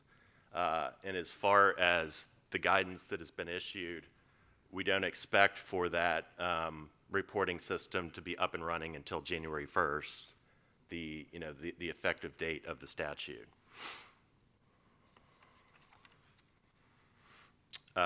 So one of the questions I had, since potentially my information is going to be submitted as part of this reporting process, is who will see this information. So as a general rule, federal agencies can see this information if the information is being sought in furtherance of national security, intelligence, or law enforcement activities. It's also possible that state and local law enforcement agencies can get access to this information, but the rules do require them to get a court order for that. Financial institutions, the rules also contemplate those types of institution having access to this information, but in that instance, it would require the consent of the reporting company. The information is not publicly accessible, and it is not supposed to be subject to FOIA or any other sort of public information requests.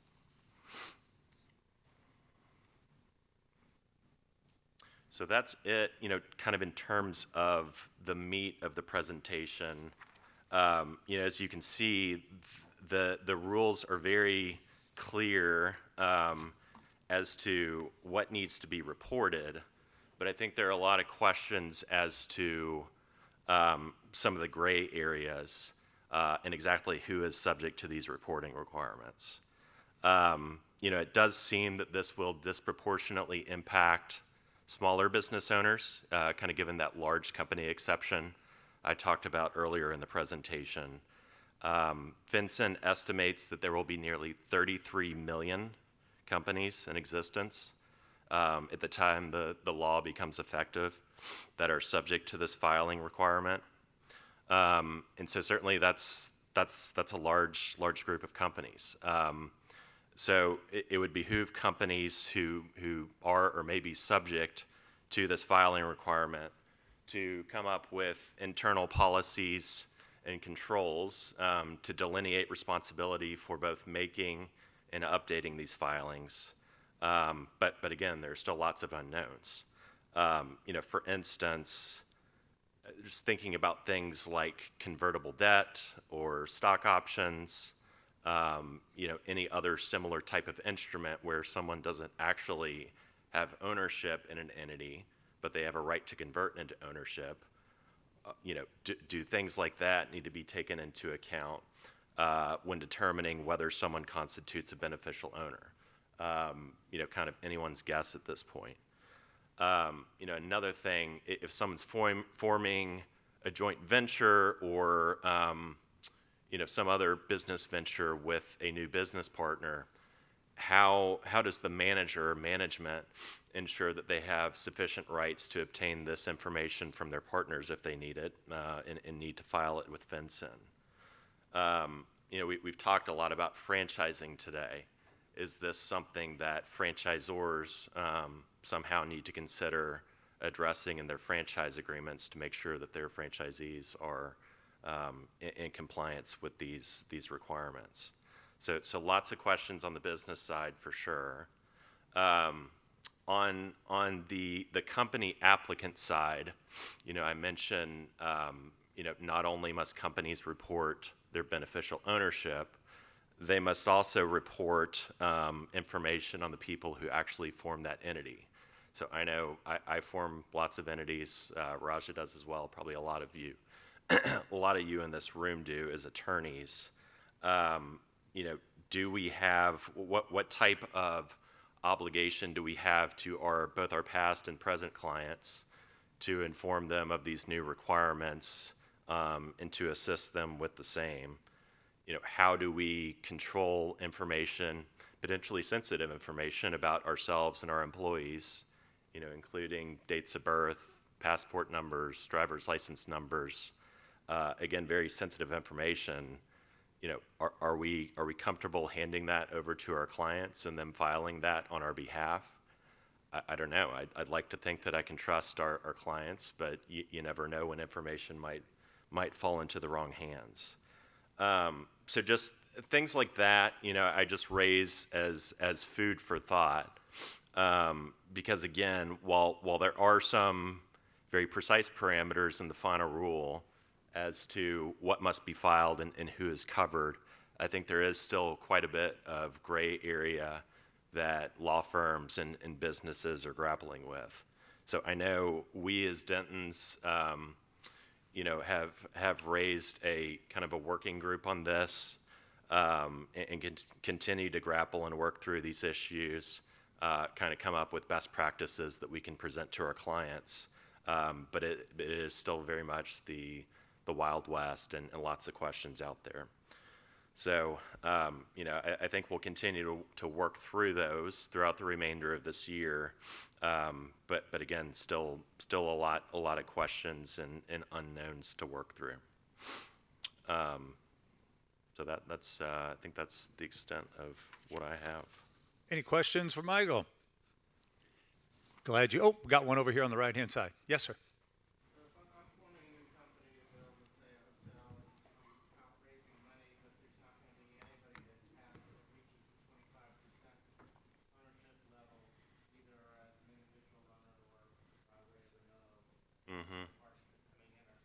Are there any filing requirements that are generated? Yeah, there are, and I may have glossed over that a bit in the presentation. So the term beneficial owner is kind of a misnomer because it does potentially pull in people who are greater than 20 or that don't actually own equity in the entity.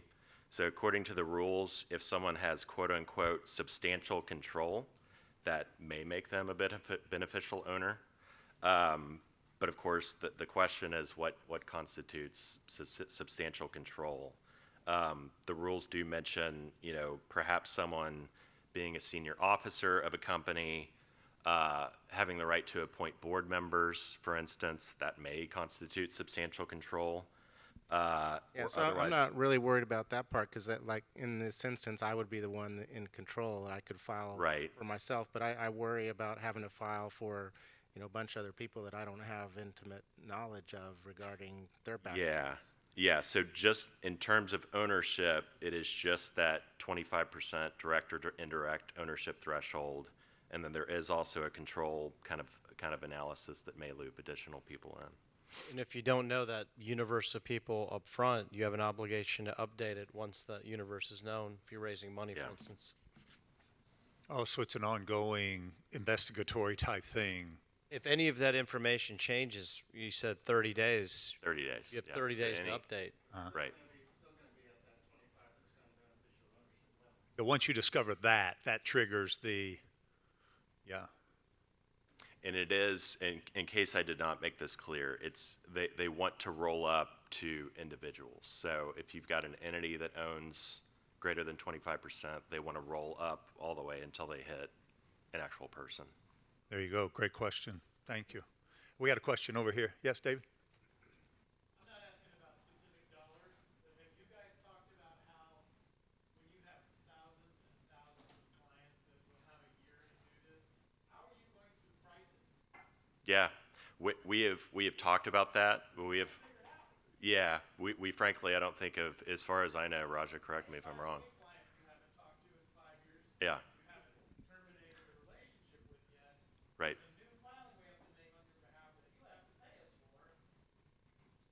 Yeah. No, we, right. Tell us how you really feel, David. I like, What David if likes the to person pull that formed it is dead? I mean, what if some of the owners are dead, it hadn't passed through their estate? I mean, there's tons of questions like that. Yeah, so we've talked about that issue. I don't think we've really reached any decision. And I'm not sure, frankly, I mean, a lot of this analysis, as you can probably tell, is so fact intensive. And you're really not going to know how much digging or work it's going to take until you really dig into it and get your hands around it. I'm not sure how you could possibly, come up with some sort of flat fee or some other, similar type of arrangement for that. Michael, I have a question back here. Yeah. So this is speculative, but from a company applicant perspective, do you foresee a company like CSE taking on this sort of reporting requirement? That's a good question. And so as far as I understand it, the reporting requirement is on the company itself under the rules. But as far as I know, there's nothing that would prohibit them from delegating that responsibility to a third party like CSC. So I would assume those types of providers will roll out products. I'm sure they will. I'm just not aware of. I'm not aware offhand of anything. There's a real opportunity there for some enterprising entrepreneur. Right. Great question. Yeah. Let's say thank you to Michael and Raja. Thank you. Okay, I have a question for the crowd. We're going to take a quick refreshment break here, and then we'll come back for our last two programs of the day, which are terrific, one on the NLRB and one on hotel security litigation. So you won't want to miss those. But everybody take a look outside. Take a look at your phones. I got one forecast that says 0% chance of rain, but I look at the radar and it looks red coming this way. So here's my question. Are we risk takers today? Yes. Are we going to the rooftop? Yes. All right, I'm going to, during the break, I'm going to tell the hotel. There's wine on there? There will be. There will be. All right, everybody has to sign a release in case you get hit by lightning, but other than that, we're good to go. All right, so why don't we take 5-7 minutes, right? A little restroom break, a little refreshment break. We'll come back in. We've had a great day. We've got two more terrific presentations. We'll see you in just a few minutes. Let's say, did we say thank you to Michael and Raja? We did. Yes, okay, thank you.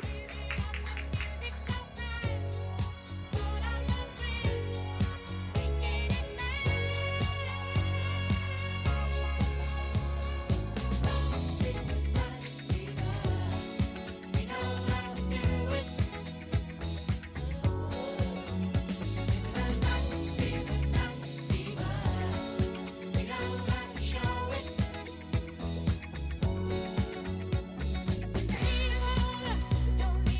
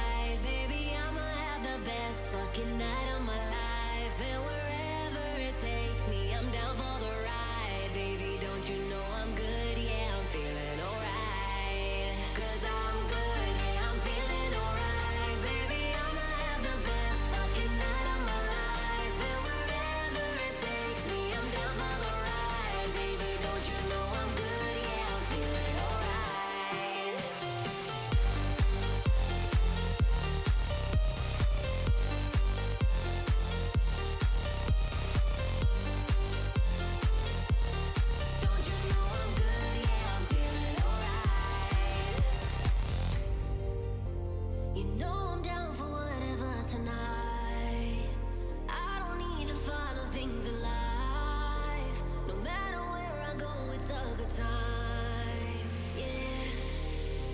And I don't need to sit in VIP. Middle of the floor, that's where I'll be. Don't got a lot, but that's enough for me, yeah. 'Cause I'm good, yeah, I'm feeling alright. Baby, I'ma have the best fucking night of my life. And wherever it takes me, I'm down for the ride. Baby, don't you know I'm good, yeah, I'm feeling alright.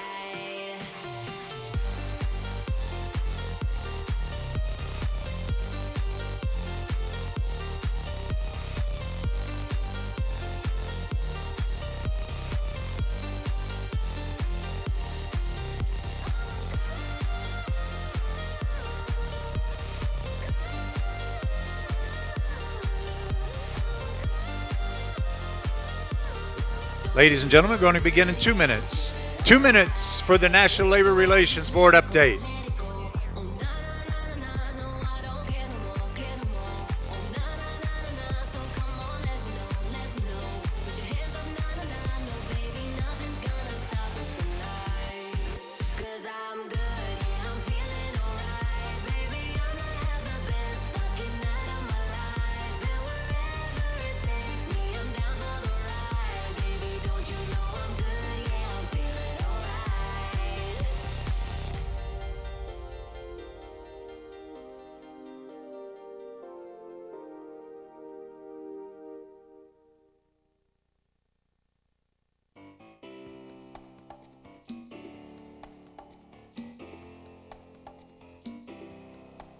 See you driving round town with the girl I love, and I like forget you.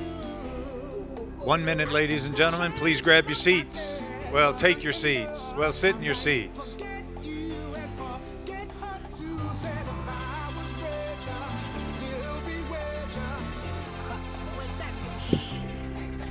And although that's pain in my chest, I still wish you the best. But I forget you. Yeah, I'm sorry, I can't afford a Ferrari, but that don't mean I can't get you there. I guess he's an Xbox, and I'm more Atari. Joining us now for the NLRB update is Mr. Robert Bernstein, partner, Lehner Muchin Law Firm. He's offices at Chicago, Illinois. Rob practices all solely in the labor and employment space. He represents employers both on the general labor employment areas, but he also has a focus in the collective bargaining and unionization efforts that go on. We're very fortunate to have him with us today. Please welcome Rob. Thanks, Steve. It's great to be here and see some familiar faces. It's been a little while, so great. Thanks for having me again, and much appreciated. So, this is an area, the National Labor Relations Board update, where I can't remember a time when there's been so much going on and so many different changes. And I think the way I'd best describe it is it's an area, because I'm always on the employer side or hotel or restaurant side, where there's so much activity and so much change and still so much change to be had in the future under this administration at least. And these changes are generating so much work for employer side labor and employment lawyers, but yet the things going on by and large are bad for the constituents that we represent.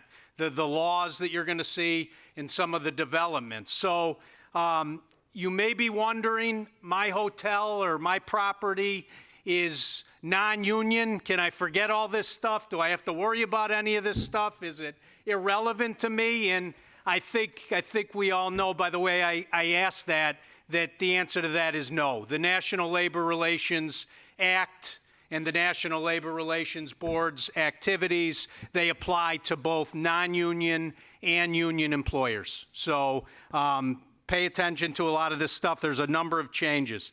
And the first thing that I want to talk about, we've all probably heard by now in some capacity or another about this recent decision that the board rendered in McLaren-McComb. This is a really important case for non-union and union employers, and it impacts any business that offers severance agreements to people or settlement agreements to people as part of settling cases. And what it did is there was a line of cases in summary prior to McLaren-McComb, before we come back to McLaren-McComb, this Baylor University Medical Center case, and then on the next page, I just wanted to show you this IGT case. But basically, the Baylor University and the IGT case, they stood for the proposition that an employer who offers a severance agreement to an employee on their way out, if there's confidentiality language, if there's non-disparagement language in there, that's okay. That's not per se unlawful because the employee can voluntarily decide whether or not to sign the agreement. So the mere proffer of the agreement is not unlawful in the pre-McLaren world, okay? Now fast forward to McLaren, and what McLaren said is that the mere proffer or offer of a severance agreement to employees on their way out, if it contains overbroad confidentiality and or overbroad non-disparagement language, is violative of the National Labor Relations Act, okay?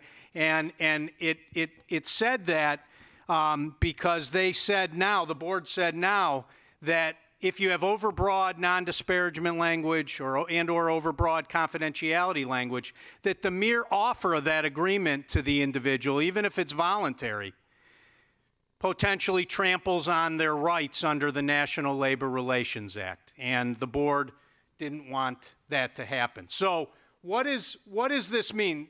This case, by the way, McLaren, came in the context of a reduction in force. A company was engaging in a reduction in force. They offered severance agreements to a variety of people who were subject to the RIF, and they contained extremely broad non-disparagement and confidentiality provisions in them, and someone challenged them, and then we had this decision in McLaren. So what does McLaren mean? Does it mean that you can't use severance agreements anymore? No, it does not, okay? You can still use severance agreements. You still should use severance agreements to obtain a waiver and release of claims. What it means is, I think, at least 3 or 4 things, okay? First of all, broadly sweeping, you definitely need to take a look at the severance agreements you're using, okay? There needs to be modifications to these agreements if you haven't looked at it in a while. And please go to your labor and employment lawyer to make sure that they're looking at these, because the devil's in the details here. It really needs to be drafted in an appropriate way. And so what are some examples? What am I talking about? Well, first of all, confidentiality provisions. It's okay in a severance agreement, okay? Confidentiality provisions, it may be okay in a severance agreement if it's limited strictly to protecting trade secrets and proprietary information, okay? You may be wondering, is it okay in a severance agreement? I underscore severance as opposed to settlement agreement. I'm going to make a distinction.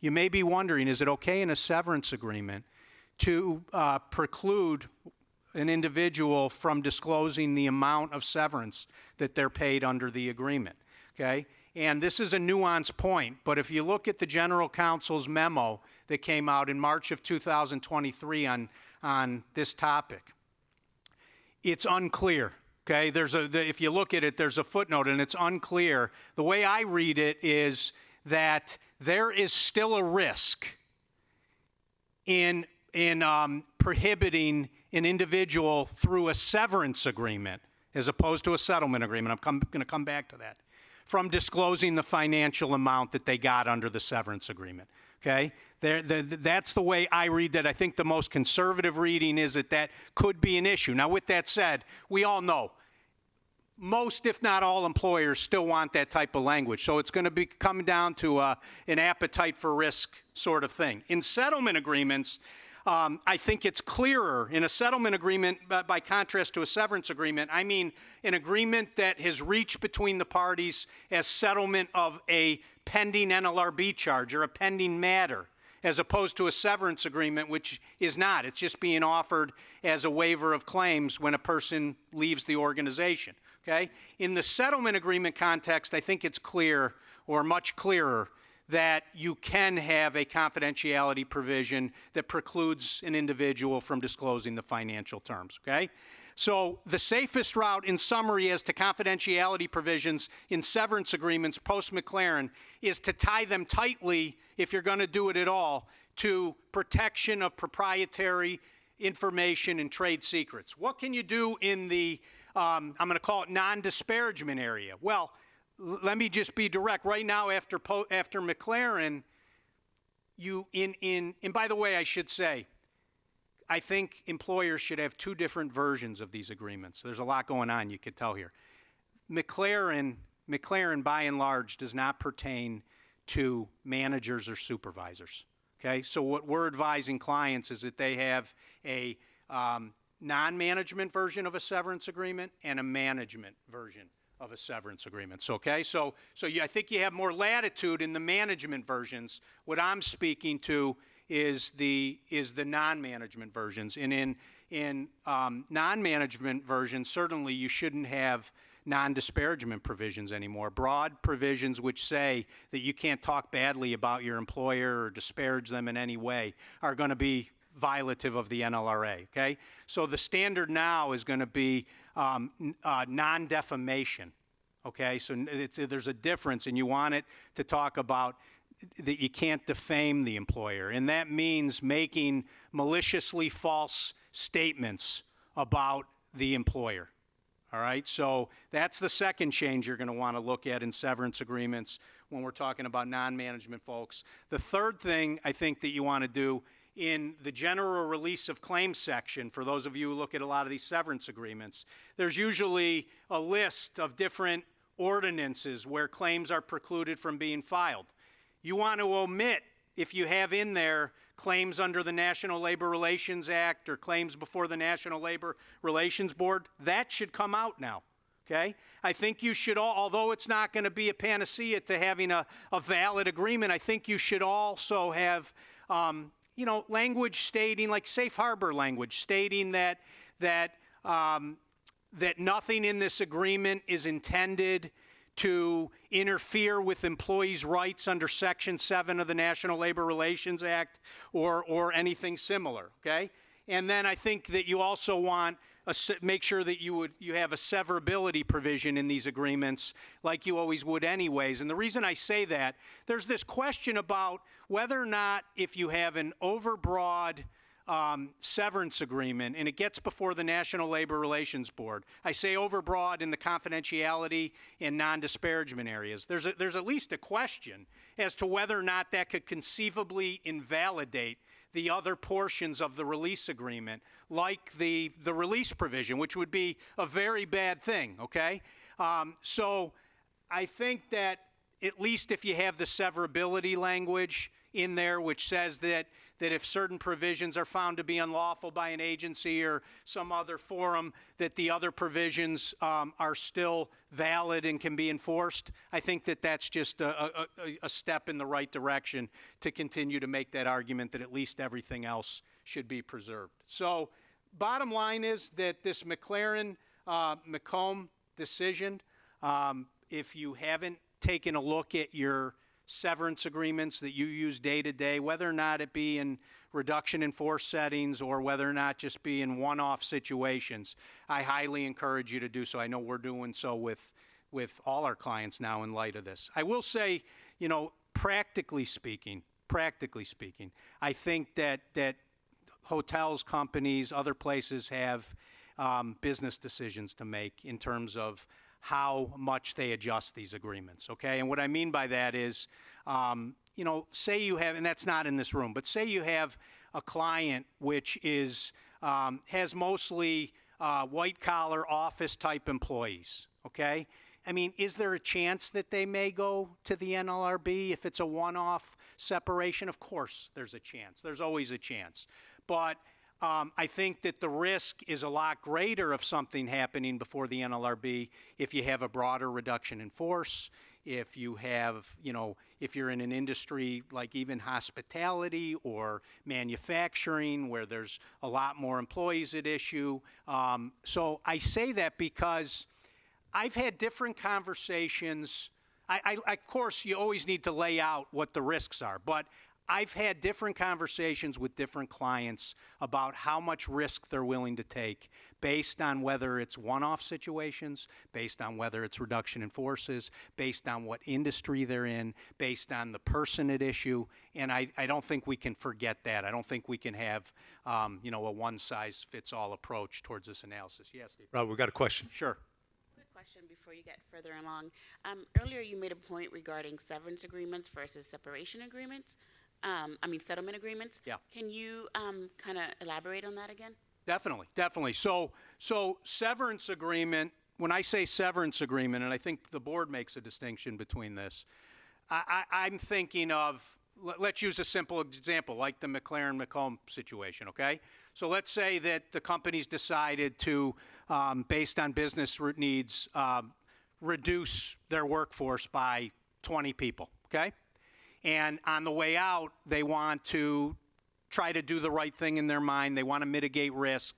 And to each of those individuals who they're making the decision to sever, they give them a severance agreement and release agreement, okay, where as part of that, typically you would have confidentiality, non-disparagement provisions. It would have, the big part of it is that the person, if they sign it in exchange for the money they get, they waive their right to file a myriad of different claims against the hotel or against the company.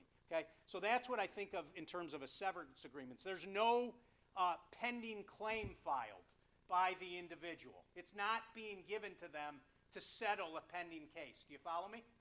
Okay. Whereas a settlement agreement, when I use that term, I think of it as there's an NLRB charge pending, or there's an EEOC charge pending, or there's a federal or state court employment lawsuit pending, and you settle the case via a settlement agreement, okay? So that's the distinction there, and I definitely think from things I've read and from discussions I've had that the board, if there's an arm's length settlement where there's counsel involved, I think that they will give, by and large, the parties within reason, more latitude to have broader terms in settlement agreements versus severance agreements, okay? Because I still, in my example of a 20-person reduction in force, well, if you have overbroad language, who's to say that person, one of those 20, they may want to talk with the other 19 or 10 of their friends to ask them, well, what did the company offer you? What were the terms of your agreement? And I think that the argument is weaker for a company to have broader language in those areas in the severance agreement than the settlement agreement context. Yeah.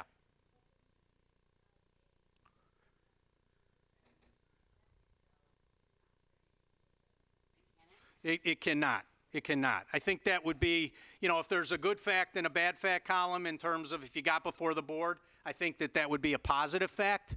But if you're asking, does attorney review somehow negate or invalidate bad provisions in a severance agreement, at least as of now before this board, I think there's a significant risk that the answer to that is no. Thank you. Yeah. Is providing some form of additional consideration in around all of these issues? I mean, they're just contracting, you're giving them a separate consideration. For these agreements, I understand why the parties can't just contract and it'd be Well,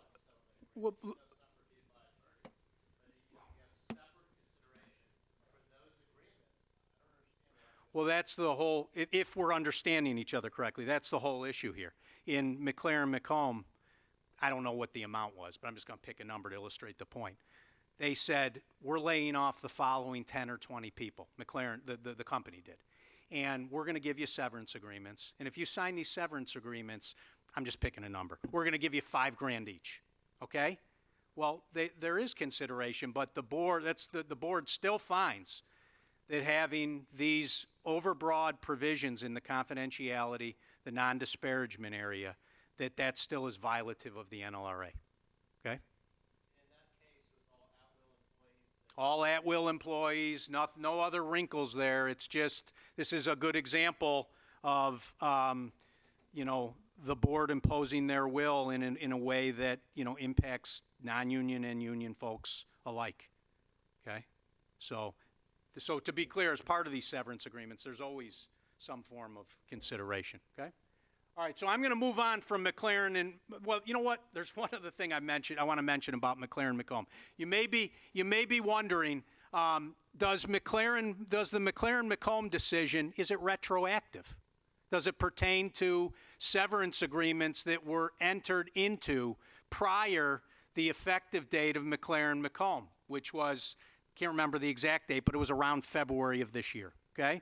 And the answer seems to be that there's a 6-month statute of limitations that the board uses, and a minimum of 6 months, and that agreements that were conceivably entered into pre-McLaren-McComb, if it has language that runs afoul in the confidentiality and non-disparagement areas, and if an employer is trying to enforce them, there still could be an issue under the National Labor Relations Act. Okay? But certainly, prospectively, from this decision going forward, please pay attention to your severance agreements and make educated business decisions as to how far you're willing to go in terms of the language that you're willing to include in there. Okay?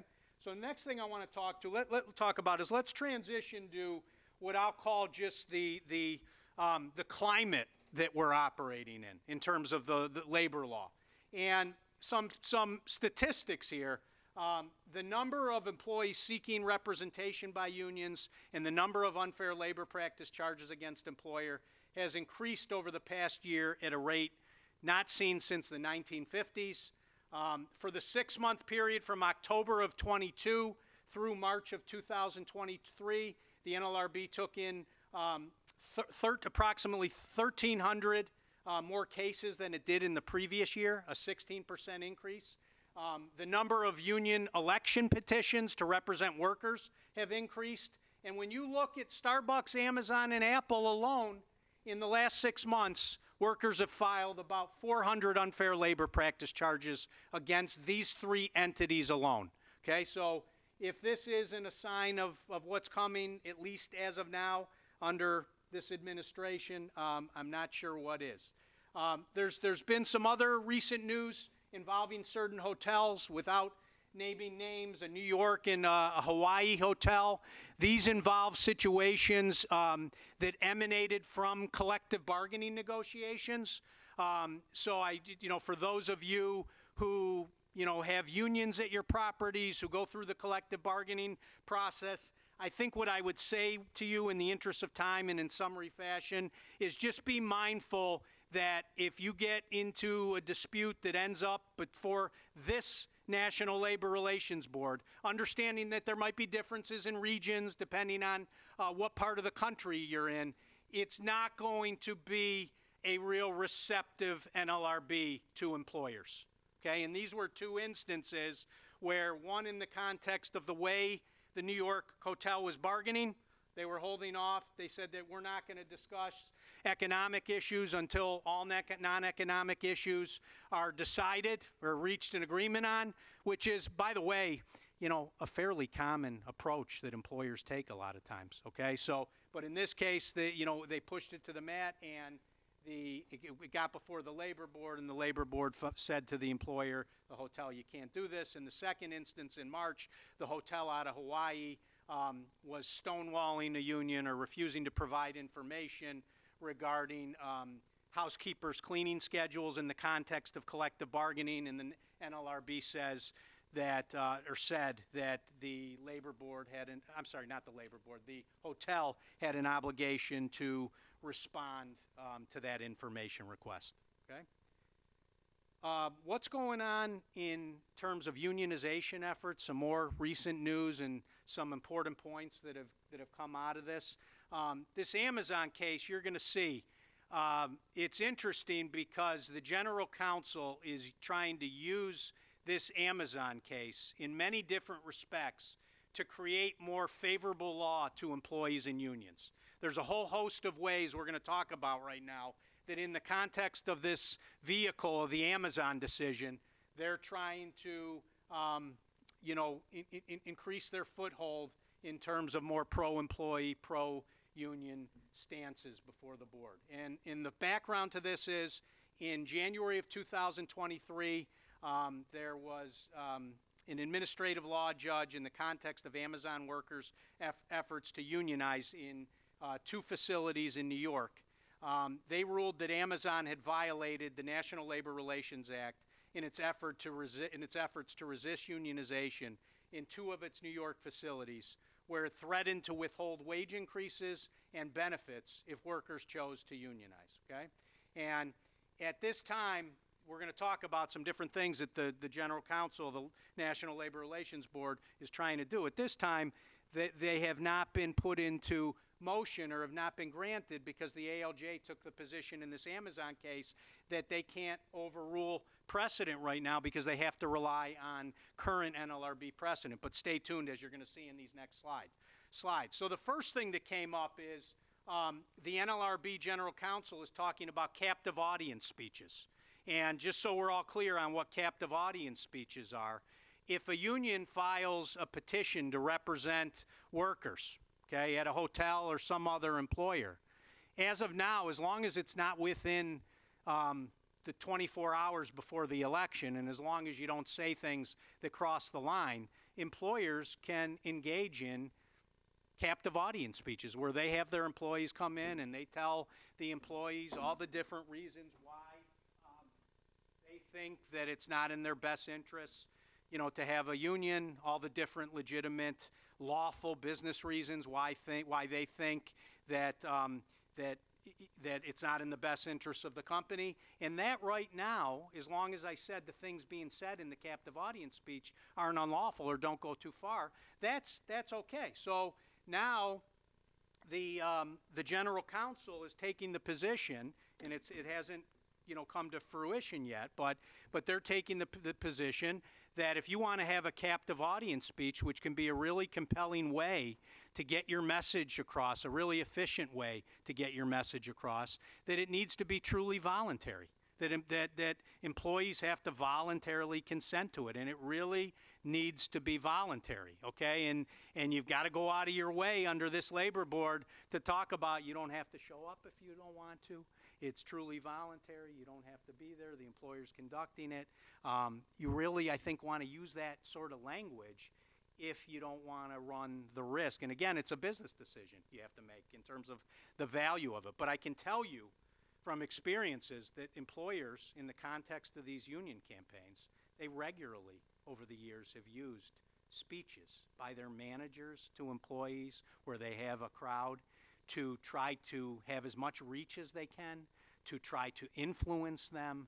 It's been, in many instances, been instrumental for employers, among other things, like having strong supervision, paying good wages and benefits, and all those other things we know that are important.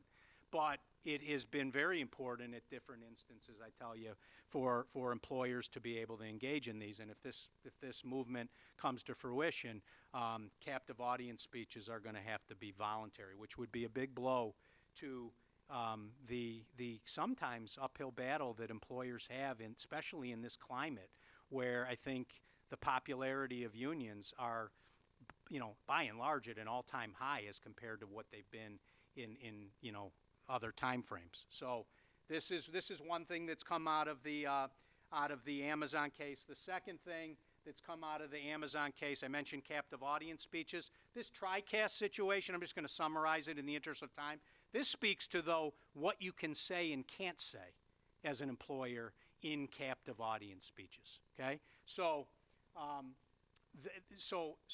as of now, the board has determined that employers' comments, if they want to say, look, if a union comes in, we may not be able to have these informal conversations with management. It may not work like that anymore. If we have to bid higher or customers feel threatened because of delivery cancellations, we may lose business. Those sort of things, as of now, have been deemed to be okay, depending on what context they're in and depending on what you say. But the board's seeking to overrule the ability to say sort of things like that and restrict even more, on top of wanting to make captive audience speeches voluntary, what can be said in these captive audience speeches. This next one, in terms of, I said, this is another way through the Amazon case that the general counsel is trying to advance employee and union rights. That's the best way to say it, I think. And they, in this instance, they are trying to overrule this major case that's been, around with the Register Guard. And basically, what they want to see happen is they want a standard now. When I say they, I mean the general counsel. They want a standard which says that if you as a hotel or a company or some other employer allow employees to use your company equipment or resources, whether it be bulletin boards or company email or other things like that for non-work related purposes, yet you prohibit them from using these resources for union related activities or Section 7 related activities, the Labor Board wants it to return to the standard that you can't do that. You can't do that anymore, okay? You can't have it both ways, employer. And again, stay tuned for this because this is another area. As of now, you're going to see in this later hotel case, this Rio hotel case, employers have the ability to restrict employees' use of their email systems and computer systems for Section 7 and union-related activities, okay? So, but the Labor Board or the General Counsel is trying to reverse this as well, all right? And then through the Amazon case, they're also trying to overrule the holding which provides that employers do not have to rescind lawful work rules that they've used to restrict workers' protected activities. So in this case, the employer used a rule that prohibited the recording of conversations to discipline an employee who had engaged in protected activity. And as of now, the board has said that that's okay to do. But the General Counsel is trying to overturn that sort of thing as well.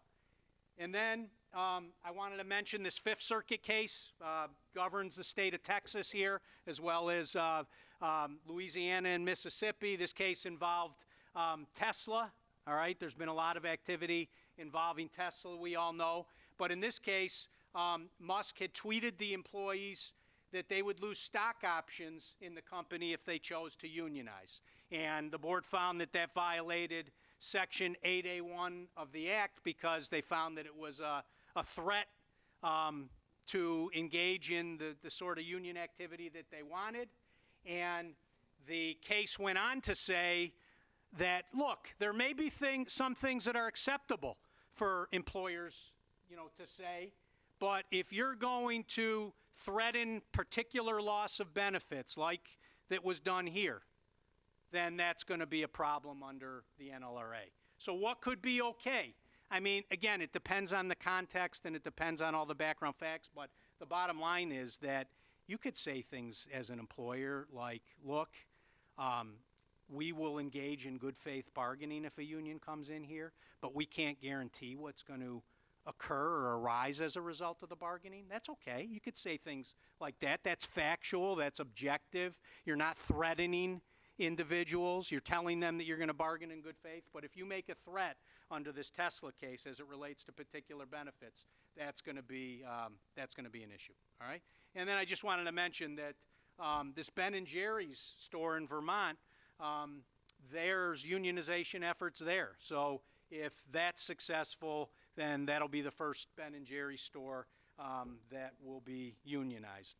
I do want to mention the status of the proposed joint employer rule. I'm going to summarize this in the interest of time. I know that this is highly relevant to the people in this room's world in terms of particularly when you're dealing with management companies and hotel ownership and, where does the line end and can both entities be deemed to be joint employers for purposes of NLRB charges or unionization efforts or discrimination claims. And the bottom line is the National Labor Relations Board accepted comments in this area until December 7th of last year.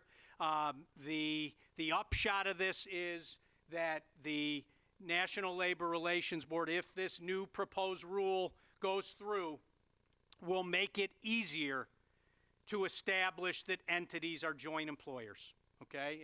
It'll make it easier to do so, which could, affect management companies, the hotel ownership. It could affect to the extent that hotels and other entities or restaurants use temporary workers for different things. It could impact the relationships with your temporary staffing agencies. So there's a lot to think about, but this is yet another area where, unfortunately, if it passes, I think, it's not going to be a great thing for the individuals running hotels, and it very well, I'm assuming, is going to impact the way that business is done in a lot of respects in terms of the documents that there are between the contracting parties, as well as, how much influence in certain decisions that certain entities have. So there's going to be a lot to think about here, but stay tuned. If this passes, it's going to be easier to establish joint employer status, at least as far as the National Labor Relations Board is concerned. Okay. How do you go back? All right. I want to mention this. This is an important area. This area of workplace civility rules and how far employees can go in terms of what they could say in terms of profanity and sexist comments and racist comments. There was a really important decision that actually involved a Texas employer. It's not in the materials, but it just came out on May 1. So take a look at this case. It's called Lion Elastomers, Elastomers, okay? And it just was decided 8 days ago. And this was a case that arose in the context where a company disciplined and then ultimately terminated a individual who had been in a heated exchange with managers, using all sorts of profane language and things that you, common sense-wise, would tell you, like, what planet can this person say these things or do these things, okay? You'd be ready to make the same decision that the company made, believe me, if you read this case.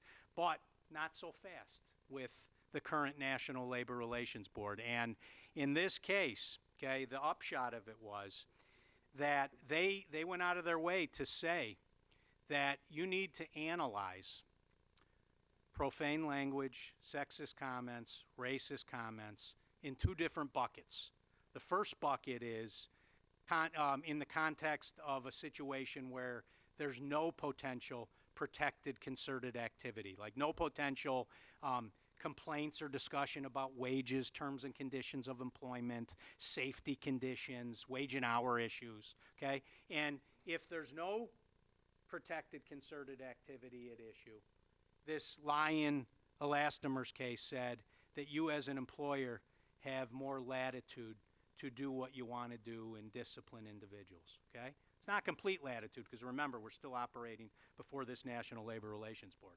But the second bucket was those factual circumstances where the profane or the sexist or the racist comments occurred in the context of comments or conduct that otherwise would have been protected concerted activity, all right? And the Lion case stands for the proposition in that latter bucket, employers have a lot less latitude. And I know it's ridiculous, it drives me crazy too, but I think that the upshot of what I'm saying is be careful. Even if you have profane language, sexist, racist comments, I think that you have to just step back at least if you're concerned about this NLRB case and the stance that they may take, and not just have that visceral reaction of wanting to launch the person without at least analyzing this, okay?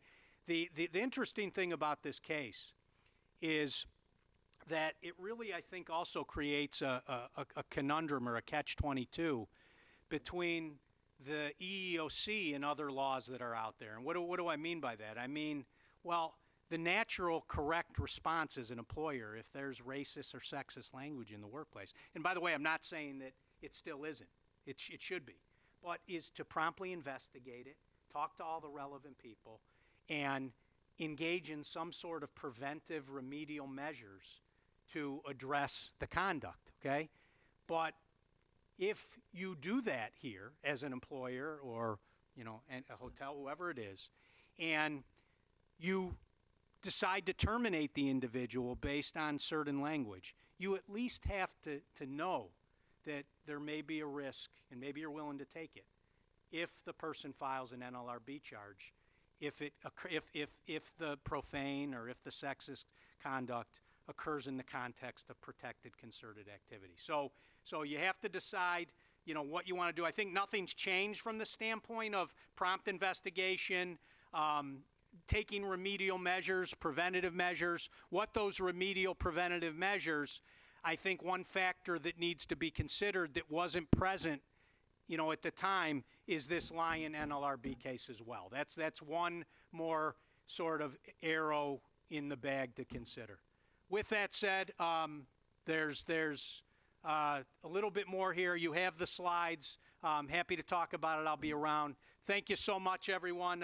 Appreciate the opportunity to talk. Thank you, Rob. That was terrific. Thank you very much. A lot to think about these days. Let's do a quick survey. And then, as promised,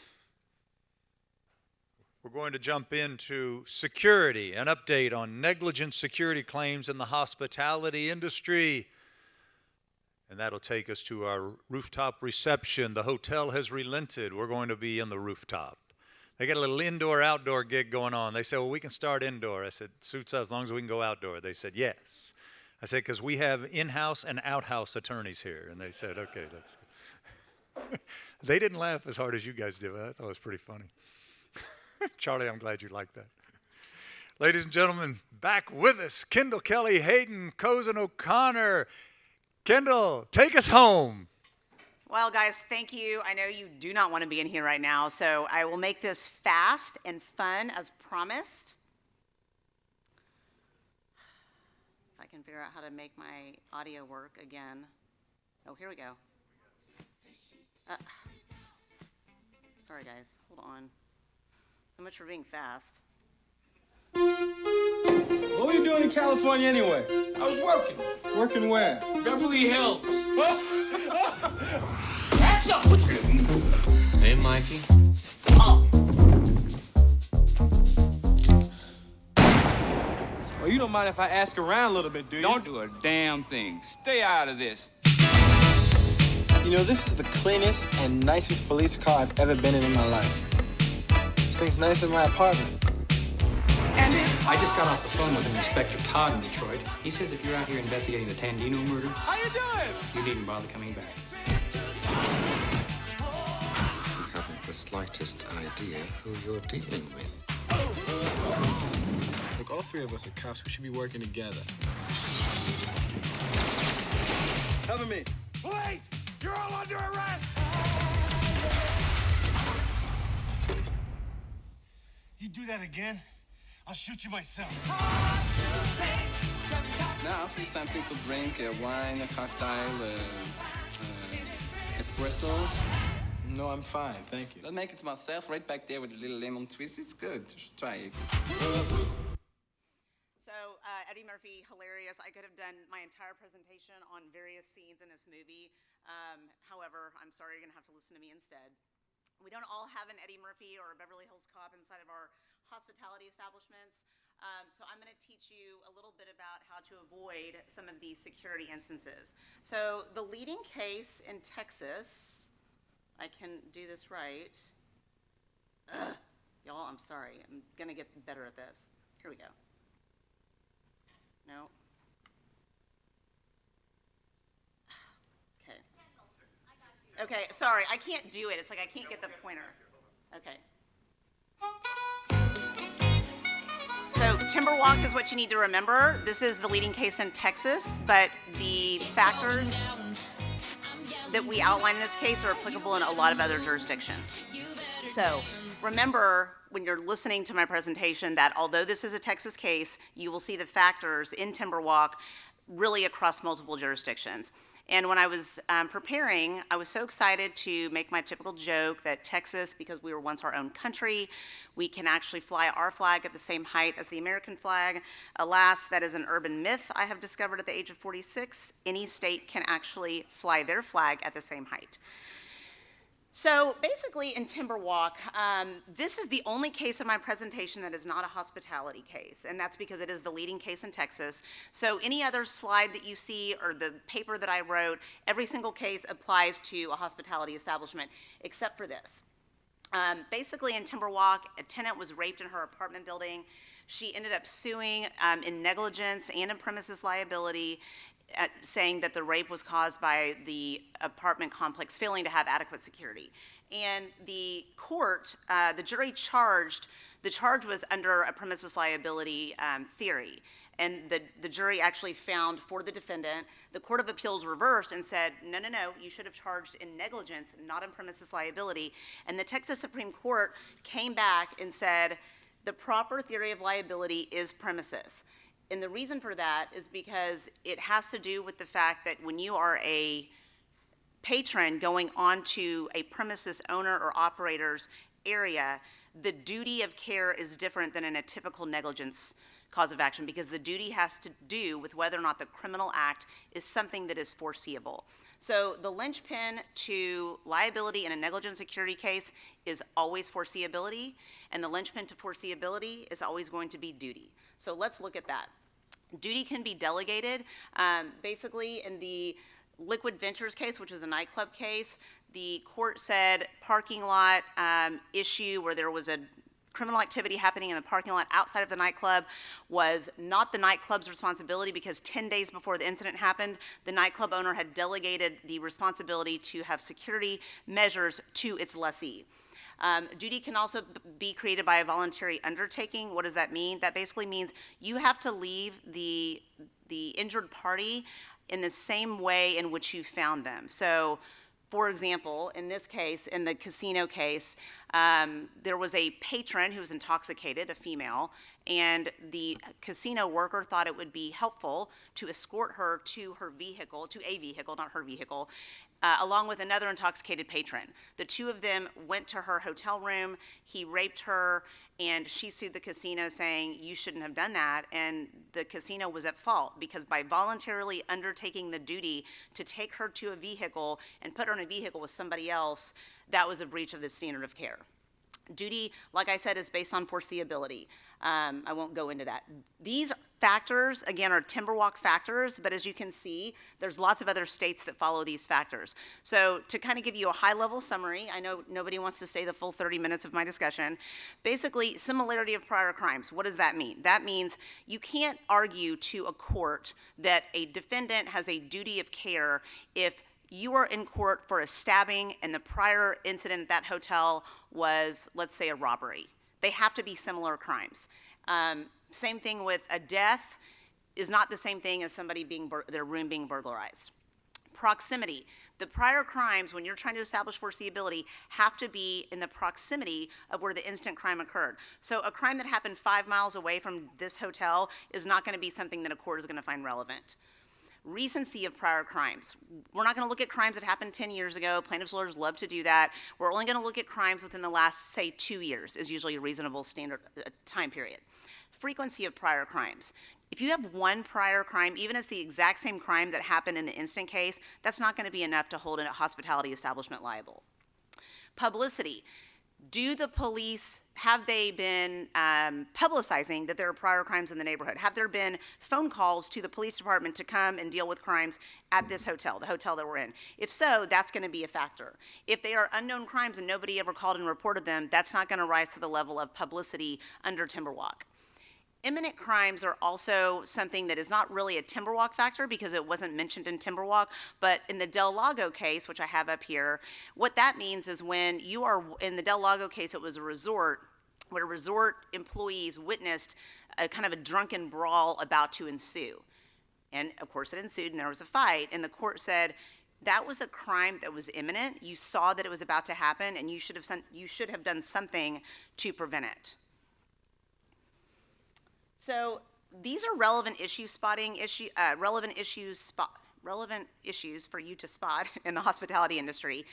Superseding cause, risk transfer, franchise relationships, choice of law, special relationships, and immunity. And I'm just going to go through these quickly. Superseding cause is essentially when the causation chain is broken by the Third Party Criminal Act. So if that happens, the hospitality establishment is not going to be held liable for a Third Party Criminals Act because that is going to be deemed a superseding cause. If you can prove that, you have to prove that there was a superseding cause.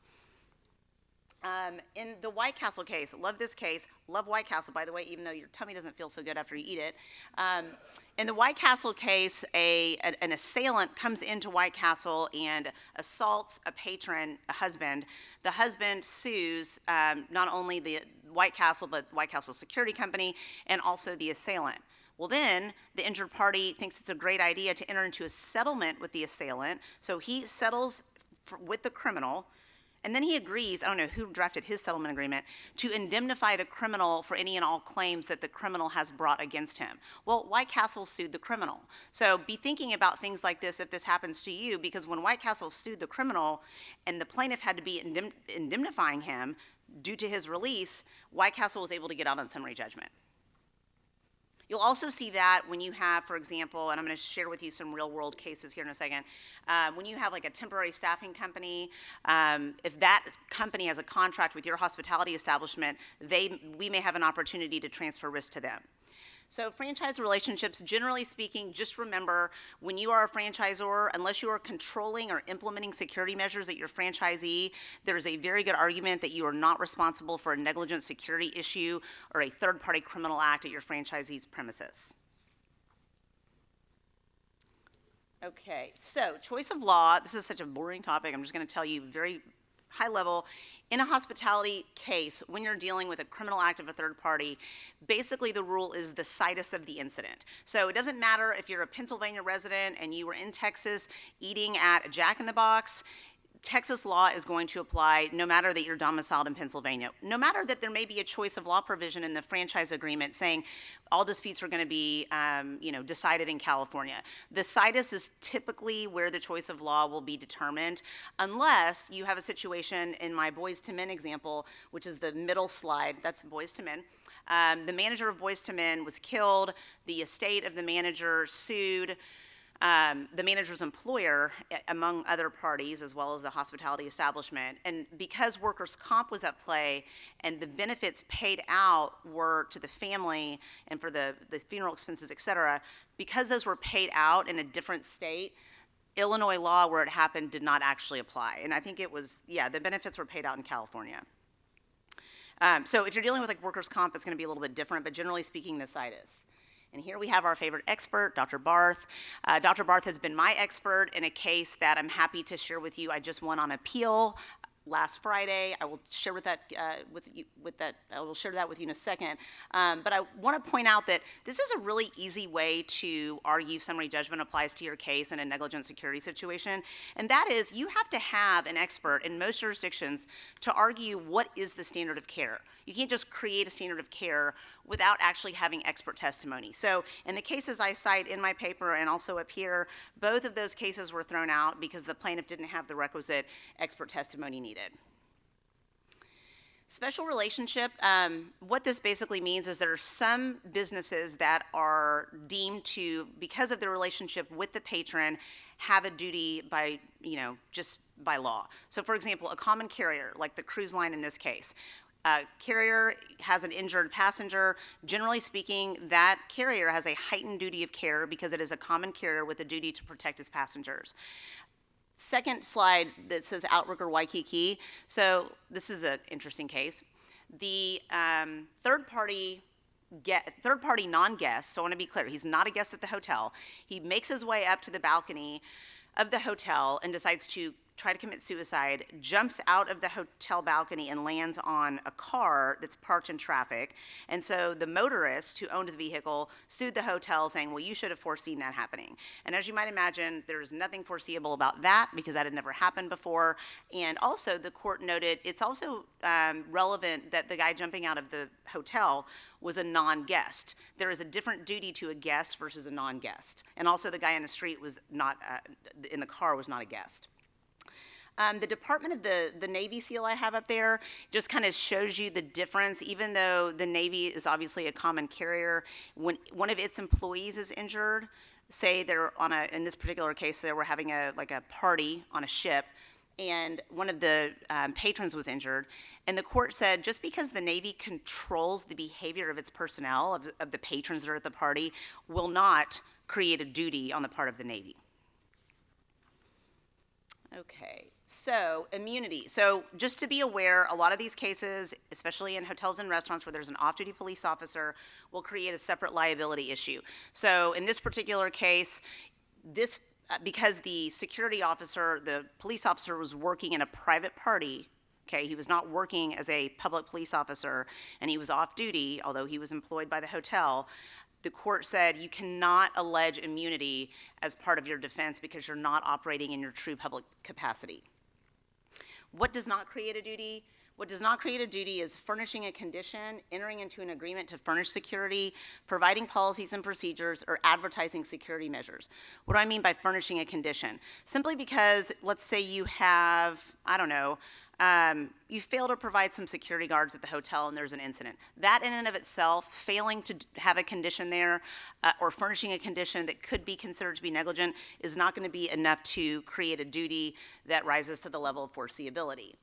Entering into agreement. So in this case, there was an argument that, well, you entered into an agreement to have security for your cruise ship. Therefore, because you had an agreement to have security on your ship, that could create a duty. And the court said, no, not simply just having an agreement is not going to rise to the level of creating a duty. Same thing with policies and procedures. I don't know how many of you, like me, have been in a deposition where the plaintiff picks up your policy manual and tries to beat the corporate representative over the head with it because it wasn't complied with. That is also not enough to create a duty. It's not even enough to create a duty if you have a policy and then you don't comply with it. That in and of itself does not create a duty. Advertising security measures, saying that you have an amply secure parking lot that's well lit, also not going to create a duty. Okay, now for the fun stuff. This is my client. This is a bar fight at a golf club. And by the way, my sweet client overnighted me golf balls to hand out to you people that don't participate. So I do have golf balls. Now, can y'all just do maybe the first one back there so I don't mess it up?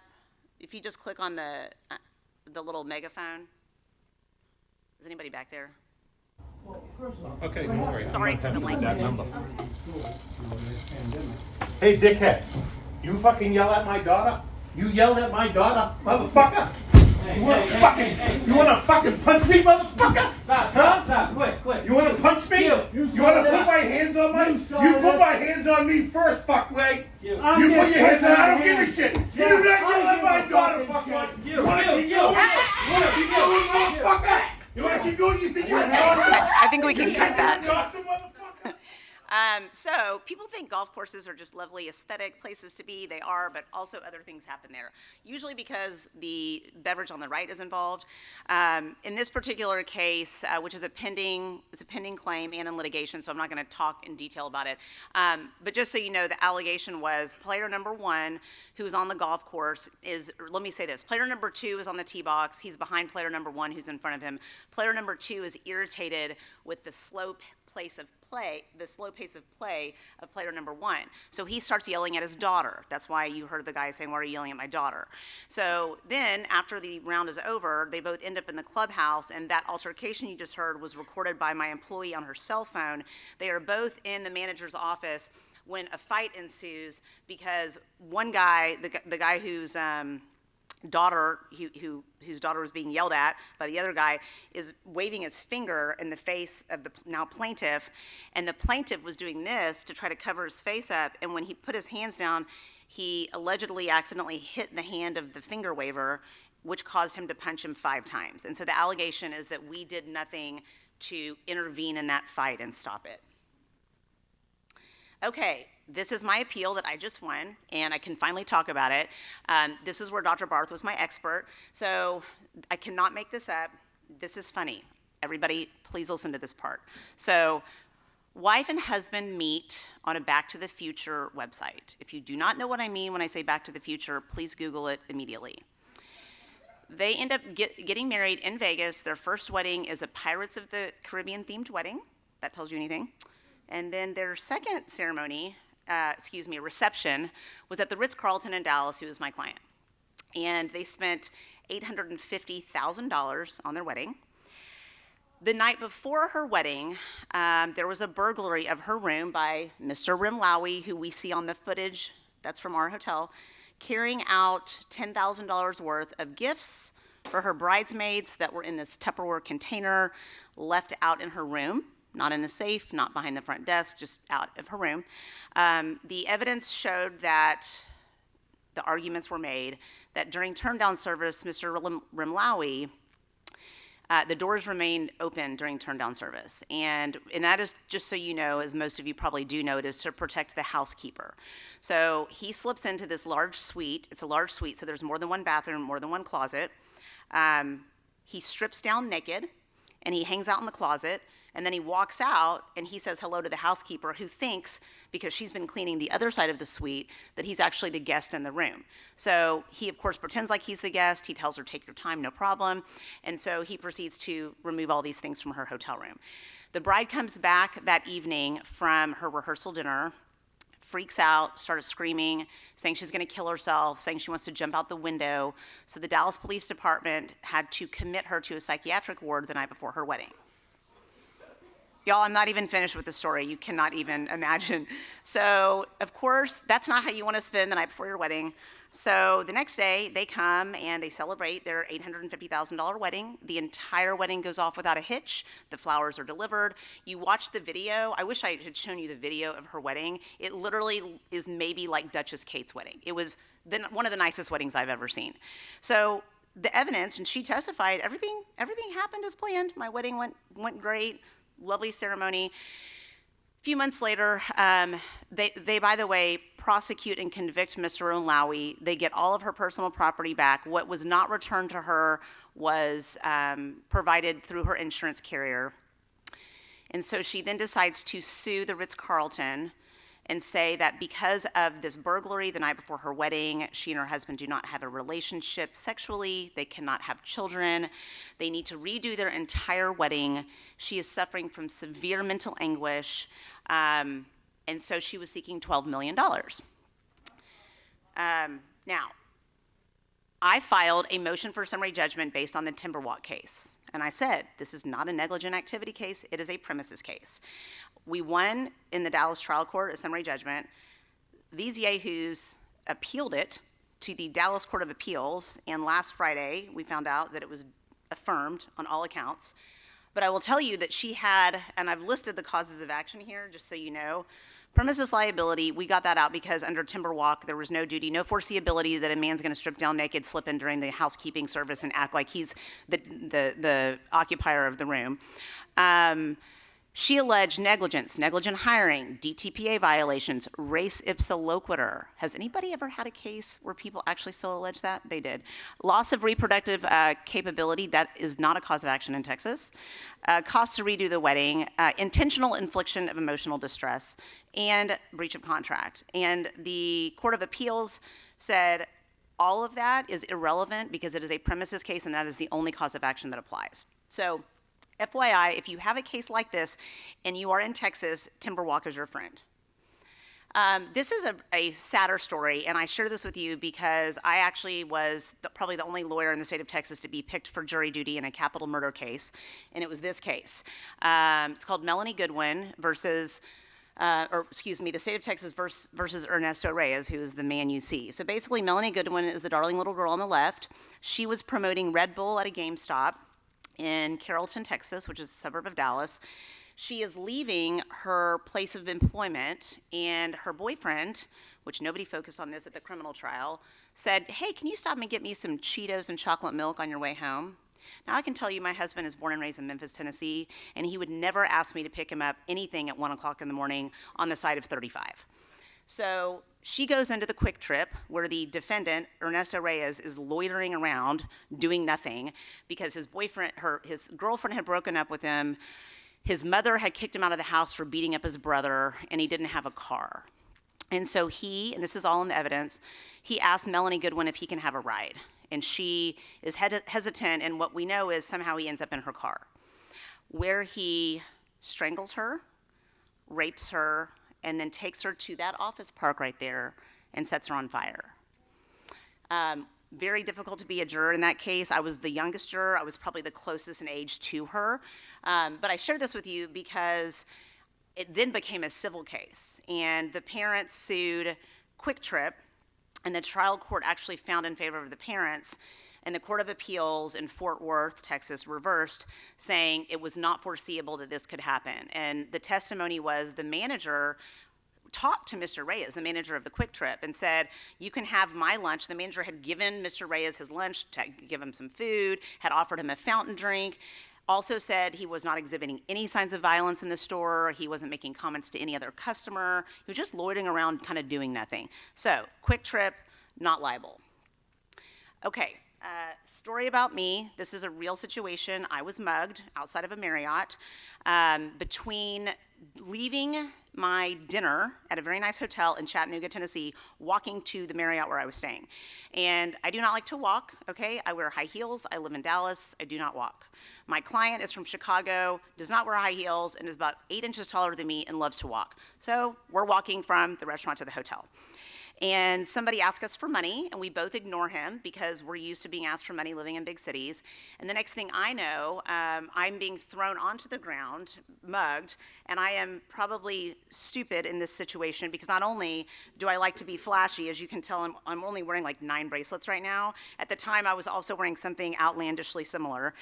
So I've made myself an easy target, I realize that. And I also have, at that time, a 3-year-old or 1-year-old little boy, and I said, I'm not getting in on that plane tomorrow. I am not losing my ID. I'm getting on that plane. So I held onto my purse for dear life. And she's over there screaming, okay, all these people are walking around in Chattanooga. It's light outside. No one helps us. Finally, he just gives up. And thank God he left, and thank God he didn't have a gun. But I share that with you because that is something I never anticipated would happen to me in Dallas, where I live, Houston, where I'm from, much less Chattanooga. It was a little awkward because I already knew Marriott, who I represent, is going to ask me to fill out an incident report, which of course I had to do. And I did assure them, don't worry, I'm not going to sue you for a third-party criminal act, in or around your premises. That is all I have for you. I really appreciate everybody being so patient and staying with me for the very last 30 minutes of the day. Swag, swag, swag.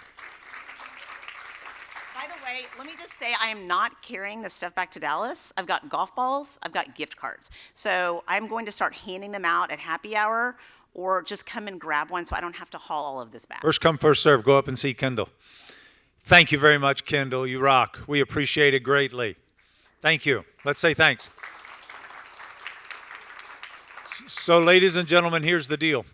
You go upstairs to the rooftop, but it's still like 83 degrees. Oh. And it's a little humid, as you can tell. So I'm going to suggest you take your jackets off, but it's strictly up to you.